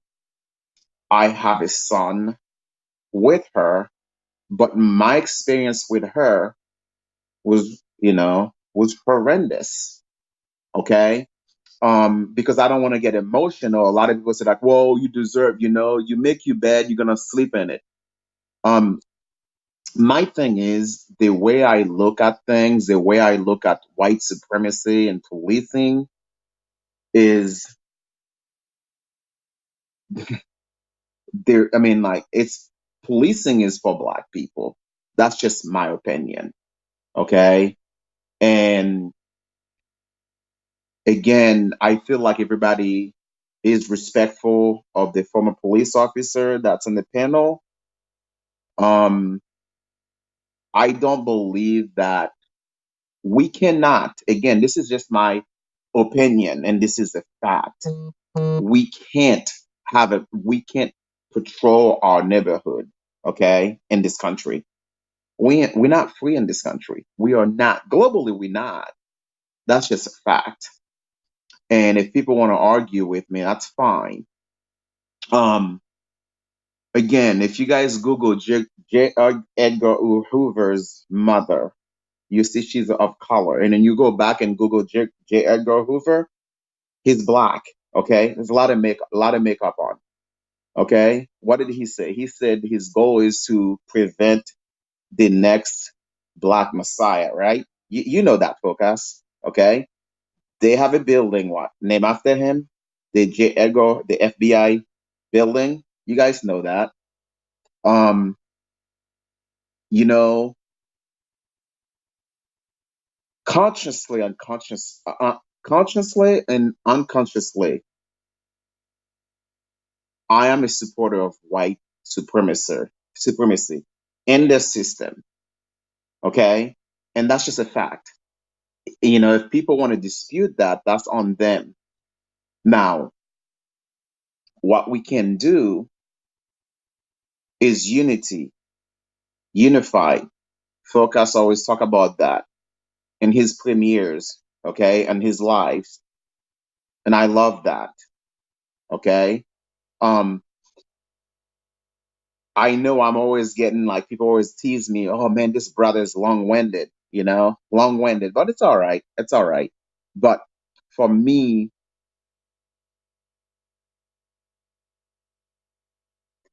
it's, I don't know. Yes, I am angry. I am upset.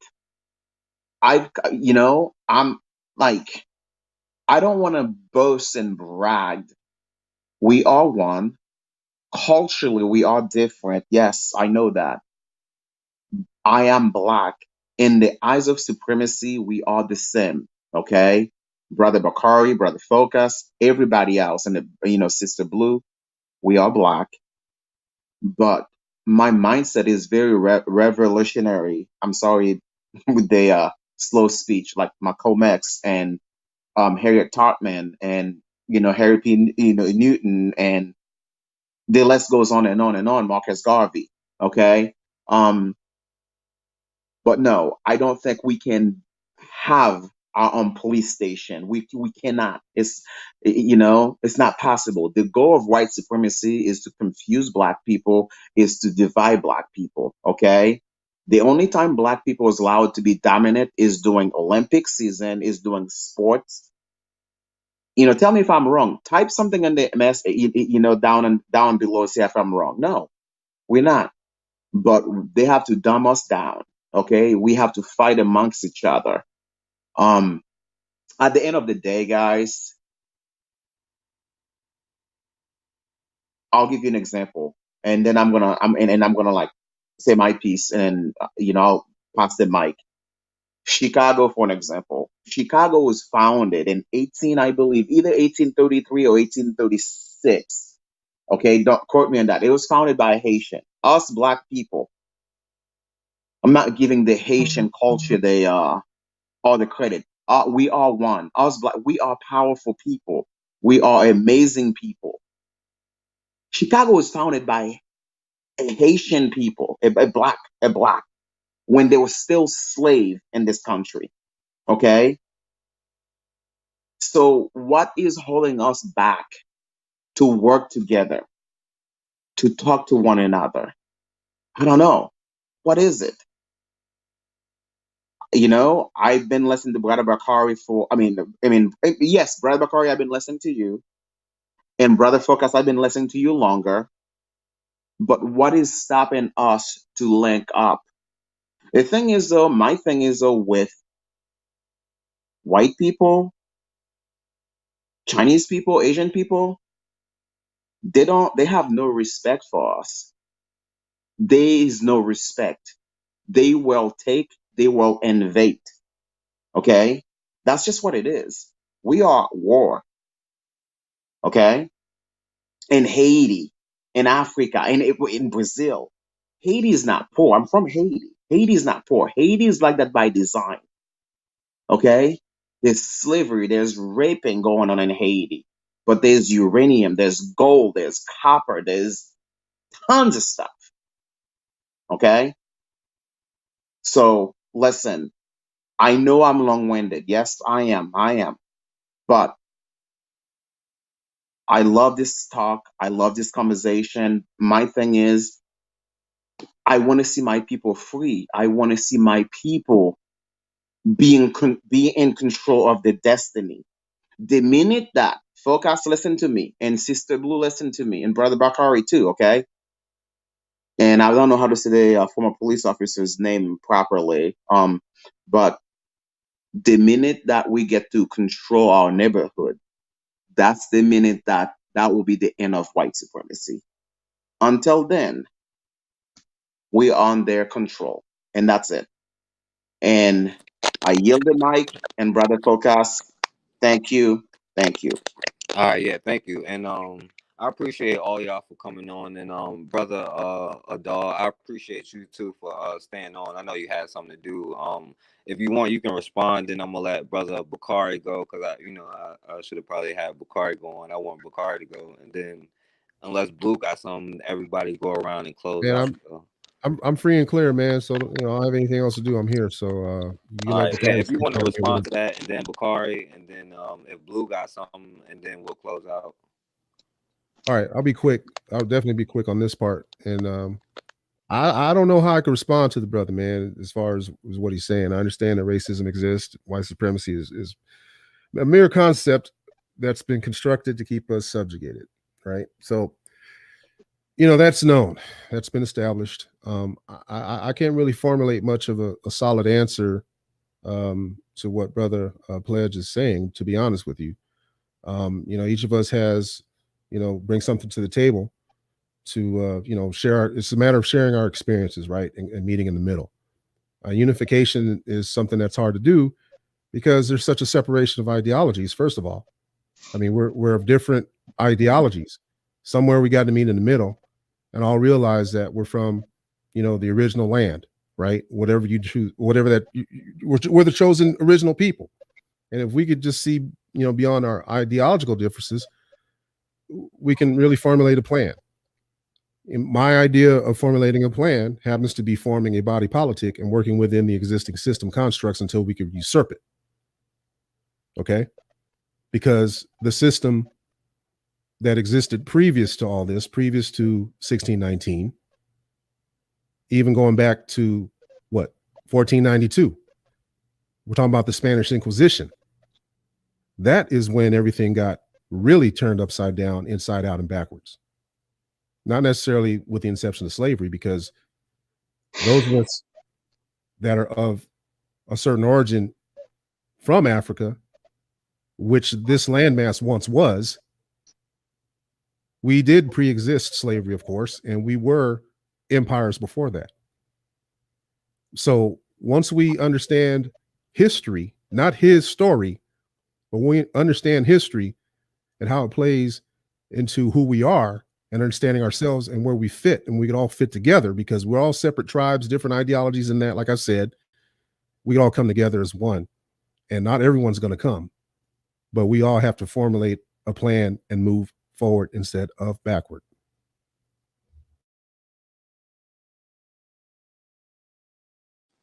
All right, Brother Bakar. There was a lot said. I agree. When Peled said we are one, right? We are, him and a brother Dolph said the same thing. But I'm gonna go back to Peled when he said how Chinese people and white people don't respect us, right? I've been doing most of this work for black people in the streets most of my life because I had no choice, right? By the time I was 8 years old, most people my age, I had registered probably more black people to vote because I ain't have no choice. Help black people register to vote and work on more political campaigns than most black people my age. By the time I was 8 years old, because I had no choice, right?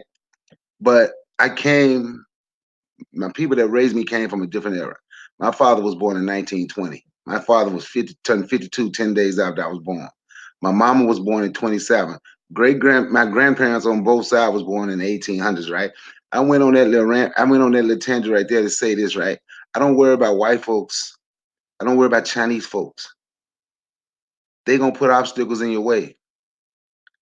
The biggest thing is, what are we going to do? You understand? I call it white supremacy. White supremacy preaching is what people do, right? And as long as we stay stuck saying white supremacy got this, can we hold a conversation about what we're going to do? If we want to change things, can we even talk about what we are going to do without mentioning white people or Chinese people? That's the biggest thing. They have so much control over us. We can't have a 20-minute conversation about what we are going to do without mentioning them. Think about that. In our own spaces, in our own neighborhoods, in our own communities. So the biggest thing is, what are we gonna do? And the brother said we got so many different ideologies. We're all tribes. That's why I always say it don't make a difference what set you claim when you look at it. Because when people when the system see us the same. The whole world see all of us the same. So I don't care about your ideology. It's, do you want to see us get better? I'm not even telling you to leave your clique, your gang, your set, whatever you want to call it. You don't have to lead that to work with other people that look like you to make things better for both. The English did not stop being English because they decided to work with the French and the Spanish and the Portuguese and the Dutch to come over here and conquer and create what they call the New World. They kept their own identity. They kept who they were to create this. You understand? What they call the New World. So the biggest thing for me, when they say, what can we do? What Brother Dolph said, when he said the system work, we need to use the system, learn from the system until we're able to usurp it. I absolutely agree with that. Create power for yourself. Whatever in this that you can use other people's stuff to build yourself up. If we can use this to build ourselves up, let's use it to build ourselves up. Create power. I'm not trying to create equality because we don't want to be equal. I want power. I'm just being honest. That's what we should be fighting for. We should want power. Because if we're going to talk about how racist this world is, and talk about how we are treated, why do you want to be equal to some? What make you think people that hate you and do all that to you, what make you think they're gonna ever tell you you are equal to me? No, that ain't gonna happen. So the biggest thing is what you're gonna do. I was on my partner's show the other day and I told him, and they was talking about creating power. And people don't understand it might be small, it might be some people call it small and minuscule. But what I said was, I said, I got this sister named Blue. I put her number in the chat. I say, text her. I say, this is something that she created and she helping black people get jobs. That's power. They probably, well, how does she do this? And they go to asking all of the questions. I said, well, text her. Don't ask me. Text her. So you can get you a stay from home job. You on here complaining about you can't find a job. White supremacy won't let you do this. But here goes a sister who wasn't concerned about white supremacy, wasn't concerned about none of that. But she created some. But the only thing you have done is complained about the number that I've given you so you can text. I know I've had people that called Blue, and I'm glad I did, but I'm just talking about a few who said some things. So for me, the biggest thing for me is, what are we gonna do? And I'm gonna be doing a show probably tomorrow, Friday, called Removing the Crutches, because we have to remove crutches. When I mean by the crutches, we have to, every time something happened, we have to stop automatically going back 200 years. Not saying that didn't happen. We have to look right now and say, what are we doing right now?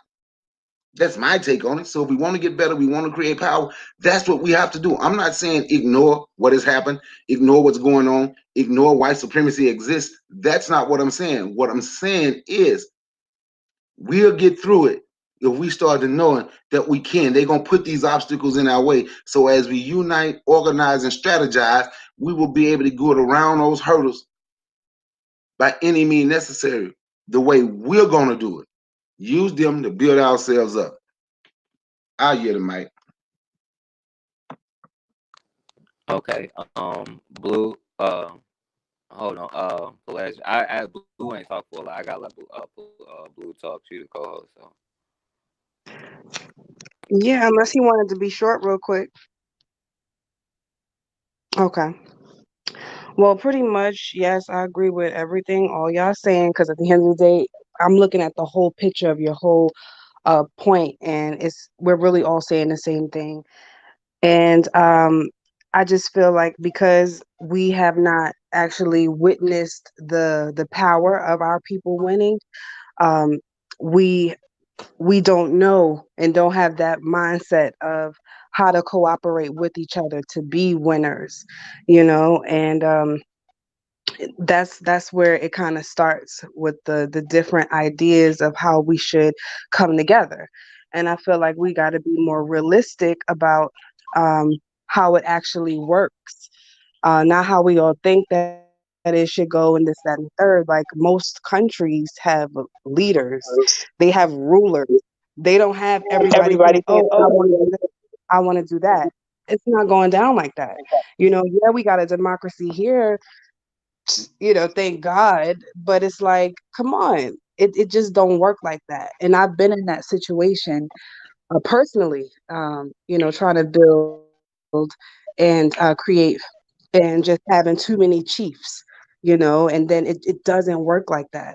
So everybody plays a position. Everybody has their own special thing they're bringing to the table.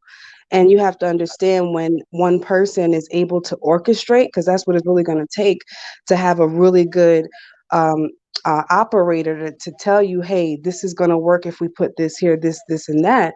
And you got to fill your role. Every species has that that breakdown. It don't make sense why we got animals that don't speak English that know how to cooperate with each other to allow them to be able to live and survive. So I just feel like, put that ego to the side, because you taking it out on the wrong person. For one, you save all that ammunition for the other one, for the other people, that's the people we're against. So look at us. The outlook should be, we are a team. Whether the encounter is, you go into a store and your sister's on the other end of the register, or they're serving you as at a restaurant. Like we are all a team at the end of the day. And that's how we got to start moving, like a team. And what did I want to point out? There is a book that there's the guy, my son. He raps. Um, I love his raps. I don't know if y'all heard of him, but he actually came out with a book. In 2020. It's called "I Know My Bill of Rights," and it's not expensive. You can get it on Amazon. But he pretty much broke down some basic things that we should know. As a basic knowledge, legal knowledge that we should know. So I encourage everyone to take a peek at the book. I think you can get like a free preview on there as well on Amazon. And pledge, I think you're right with saying, start with building a strong neighborhood and community. Because if we can, reach out to our immediate partners, it's like, okay, we can build from there. And then in each community, like you was also saying, Bakari, have our own grocery stores. They need to connect in that manner to build. So whether we have a blueprint that we can actually use in each community to say, hey, y'all do it like this, it'll work out. You know what I mean? So I feel like it would be, kind of on us to come up with that because we need guidance, because we don't have that. We unfortunately we didn't have, that passed down to us for so many years, and it's been so distorted. If we seen a game plan and again was able to see how it worked, but let's give that first example of connecting a community and letting them build, letting them start to have their own stores and not have every other race or surrounded in their community with their stores, one by one. And I think the first place to start is the store because where we go, that's what we need. Every day we have to eat and have those basic necessities. So we have to actively work. We can't just kind of like intermittently work on these things. It's an everyday. If you want to see change in your lifetime, or it's something say something that you did that you can actually tell to your family. Like we all have to actively work. And I know you said, Bakari, we can't go into any conversation without talking about the other races. I agree. We shouldn't be talking at them to use them as a crutch on why we're not doing what we're doing. How I'm looking at it is, okay, we can look at what they're doing. We want to look at our opponents, strategy. So that way we pretty much monopolize on their strategy. We not even reinvent, but we build knowing how they move, we can move like that times 10. You know what I mean? I think it's a great to look at how they structure and how they move to learn from, not to at all use them as a reason on why we're not doing what we're supposed to do. But we got to stop going back to the years and years ago that we seem to not really care much about, but keep on arguing about. It's time to deal with what's going on now and actively work to move forward. So I can't wait for us to talk on an offline note because, like I said, I think coming up with that blueprint for the communities would really kind of help and actually start with one to show, the example. It was really nice being on here tonight. Peace to all of y'all so much, Dolph, for being vulnerable and putting yourself out there because that's what we need, So very appreciative of that, and we'll definitely see y'all next time. Peace out. Hey, Uh, Blue, yeah, you would have had another time to say that, but what? but Les, you can say what you got to say real quick, and then close Yeah. out, and then I'm gonna go to Bakari to close out, and then since my brother Adele, my guest, I'm gonna get him to close out, and then Blue, since you the co-host, you close Okay. out. Yeah. Yeah. Yeah. Okay. I'll make this real quick. Yeah. For me, all I just want to say is that, I'm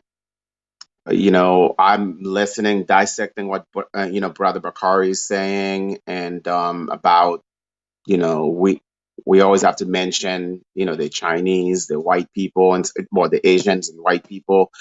I just feel like us Black people, even me, I'm not just talking about I'm not just pointing the finger at all Black people. I'm pointing the finger at myself. Okay. I'm pointing the finger at me.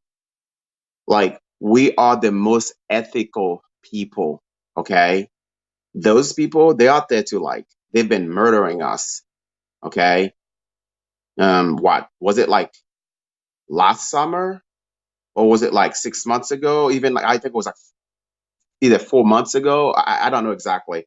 There was like 74 shooting in Chicago. Okay. Long story short, you guys remember Jesse Smollett, his lies or what have you? They were able to find it just like that. Just like that. They just reviewed the tapes and just like that. But you telling me there was 70 shooting in Chicago. There were nobody was brought to justice. Okay. It doesn't make any sense. Listen, I want to be free. Mentally, I'm free, but physically, I know I'm in Babylon.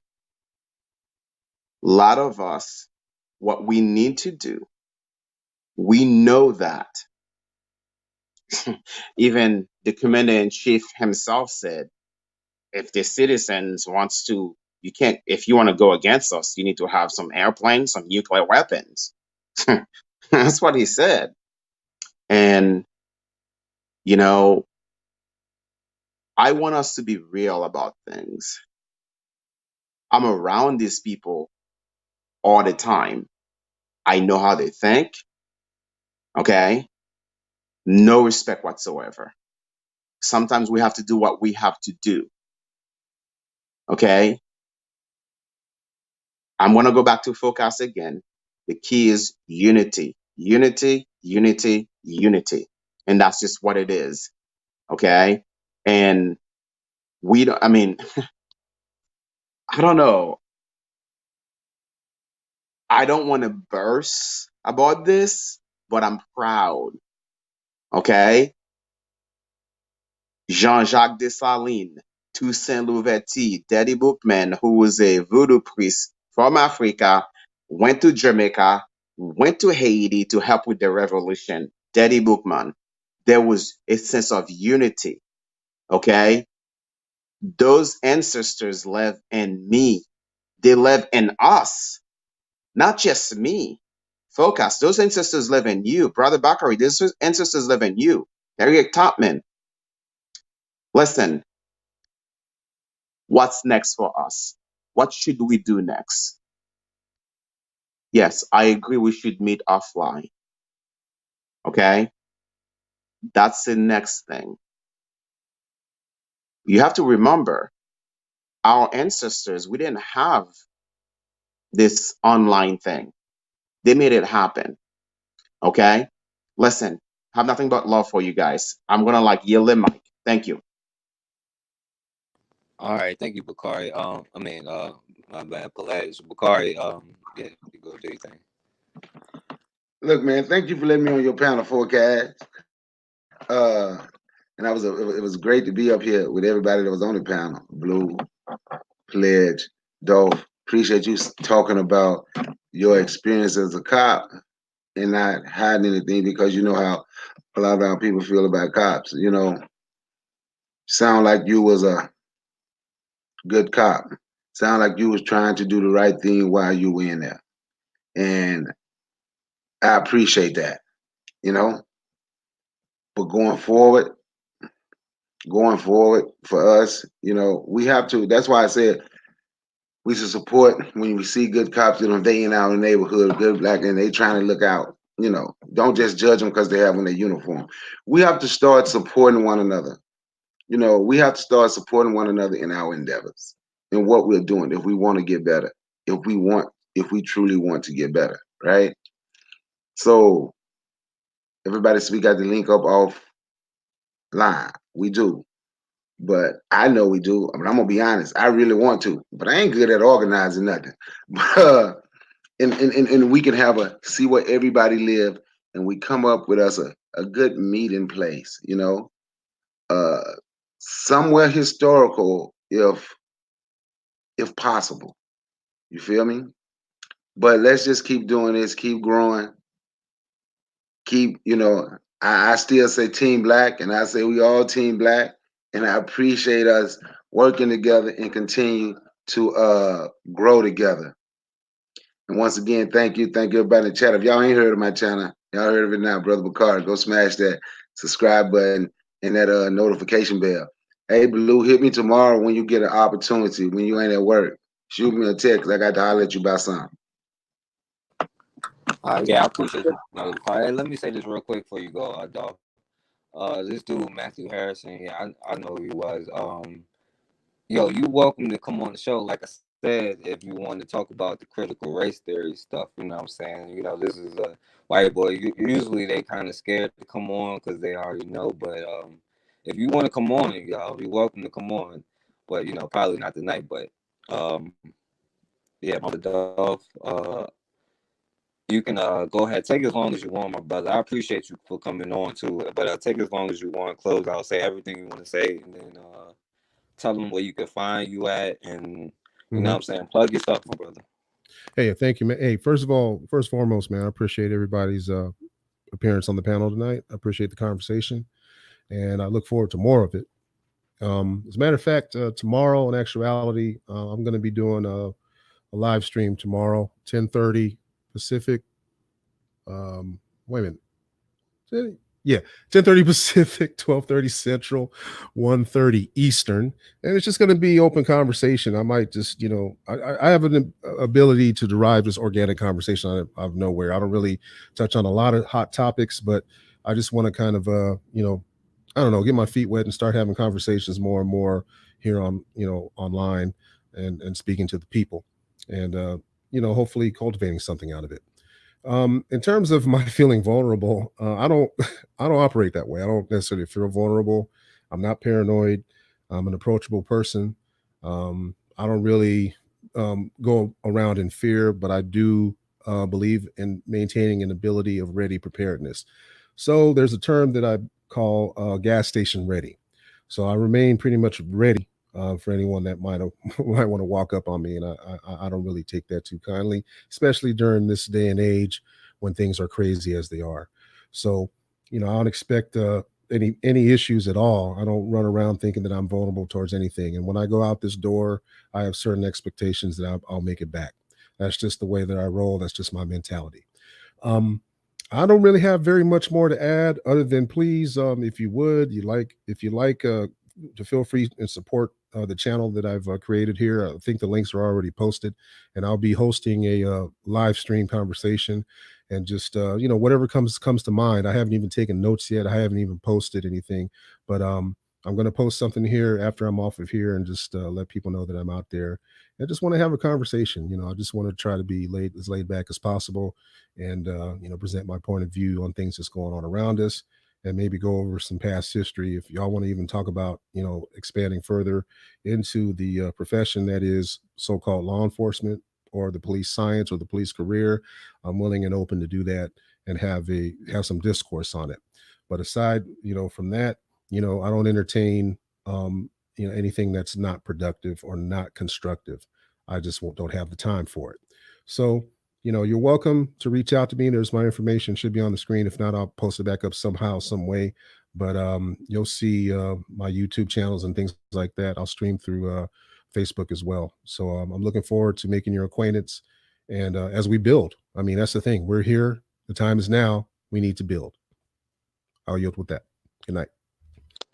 Yeah, and I want to say thank you, my brother, and subscribe to this channel. And I asked the brother to come through because I kind of like his energy. You know what I'm saying? I think he seemed like a good brother. You know what I'm saying? And like, learn from people's experiences before you judge them, and just listen to all the information the brother brought or whatever. So Blue, you got something to say, and plug your thing if you want. Your work from home thing. Yeah. I'll pretty much be short because I thought I was closing out, but I'm a reword real quick what I meant. Not that you felt vulnerable personally, but more so, for example, you see how when you put out the the fact that, what your background was there, in what you felt about the system. There was, people that felt otherwise. You put your personal business out there and shared it with everyone, when some people might have thought twice, like you said before. Oh, they might consider themselves a sellout and want to keep it to themselves. You actually opened up, and shared some information with us that I've never gotten a chance to get personal with a police officer and have him give me some insight and feel like, wow, I really appreciate that. So that's what I really meant, um, by putting yourself in that position. Not that you may have felt that way, because, me myself, I don't feel, um, no type of way from, no one can get me out of myself. Um, no matter what they say, because I know me, and everything that I do, I know that I'm doing that, and I'm happy with that, you know. So that's what I meant. And dang, I should have stopped. I'm sorry. I done started kind of driving, and it just distracted me. But dang, forgot what the heck I wanted to say, y'all. Um, I'm gonna go ahead and just close out right now.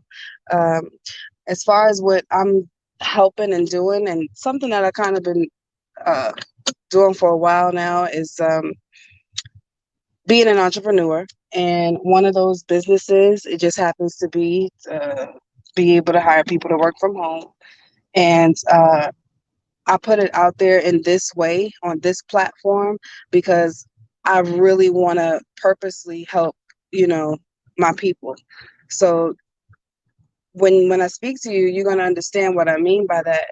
So if anyone is in need and looking to work, text me at 804-250-1049, and I will gladly get you details and see what you can do. I know some people still don't have access to have computer and internet at home. I don't know if you know, but you can use your local library as your workstation. You would just, of course, talk with the librarian there, and they would get you set up, with a designated spot. So if you didn't know that, I would definitely reach out to your local library, and definitely see y'all again on another night. Hopefully, we catch Bakari on his show tomorrow. And then you said you was going live at what time tomorrow, Yeah, Adele? I Eastern posted it. time, Yeah, 1:30? yeah, I posted it in the chat. It's Oh, 10:30 Pacific, 12:30 Central, 1:30 Eastern. 1:30 Eastern. Okay. I know I'm gonna be tied up working Hey, myself, but I'll be speaking with you hey, tomorrow Blue. anyways. Hey, Blue. Repeat Mhm. the number one more time. Sure. 804-250-1049. Yeah, just shoot me your name and email so that way I can straight get you over information with examples, and then you can kind of look over and we go from there. But yeah, y'all, it's always love. Um, I appreciate everyone for jumping on the panel and tuning in. And thank you for giving us this episode because we needed that. Everyone have a good night. All right, yeah, I thank all of y'all for coming on. And after everybody get off, I got somebody coming on here supposedly who gonna prove me wrong about critical race theory. But I want to use these kind of people as an example. You know what I'm saying? Because they really don't know what they're dealing with. But I do want to say this before I bring them on. I called this the Readjuster Party. Now, I didn't mean it by its historical meaning. You know what I'm saying? I was talking about readjusting our mindsets to where we could be able to police ourselves. And I wanted the brother to bring on his insight, you know what I'm saying? And I appreciate the brother for doing that. So much respect to him. And, the Readjuster Party, like I said before, the Readjuster Party was a party back during the 1800s where they created all kinds of, they created Virginia State University, they created all of these things. And this was when they was restoring those redeemer governments, you know what I'm saying? So back in 1883, this what led to the Danville riot, where all of these people got mad, and then during a meeting with black Republicans, because Republicans were Democrats back then, so it's basically black Democrats, but they were Republicans. And the white Democrats were putting out articles in the paper talking about the injustice and humiliation white people have been subject to and are undergoing daily because black people got into office for like a year, and even though they didn't do anything to them. And the third night of their meetings, like we talking about doing, a group of whites started coming over there, and then one white boy said some black man stepped or tripped a white woman or some crazy stuff, and they got into an argument. You know what I'm saying? And so they responded by the white group that showed up, really the Klan. They responded by showing up and shooting into a crowd of women and children. You know what I'm saying? And they killed a number of people. You know what I'm saying?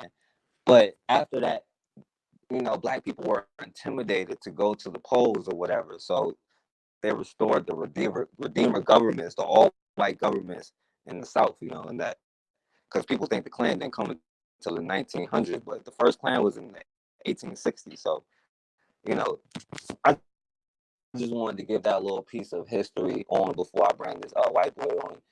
And well, I guess he fell off now.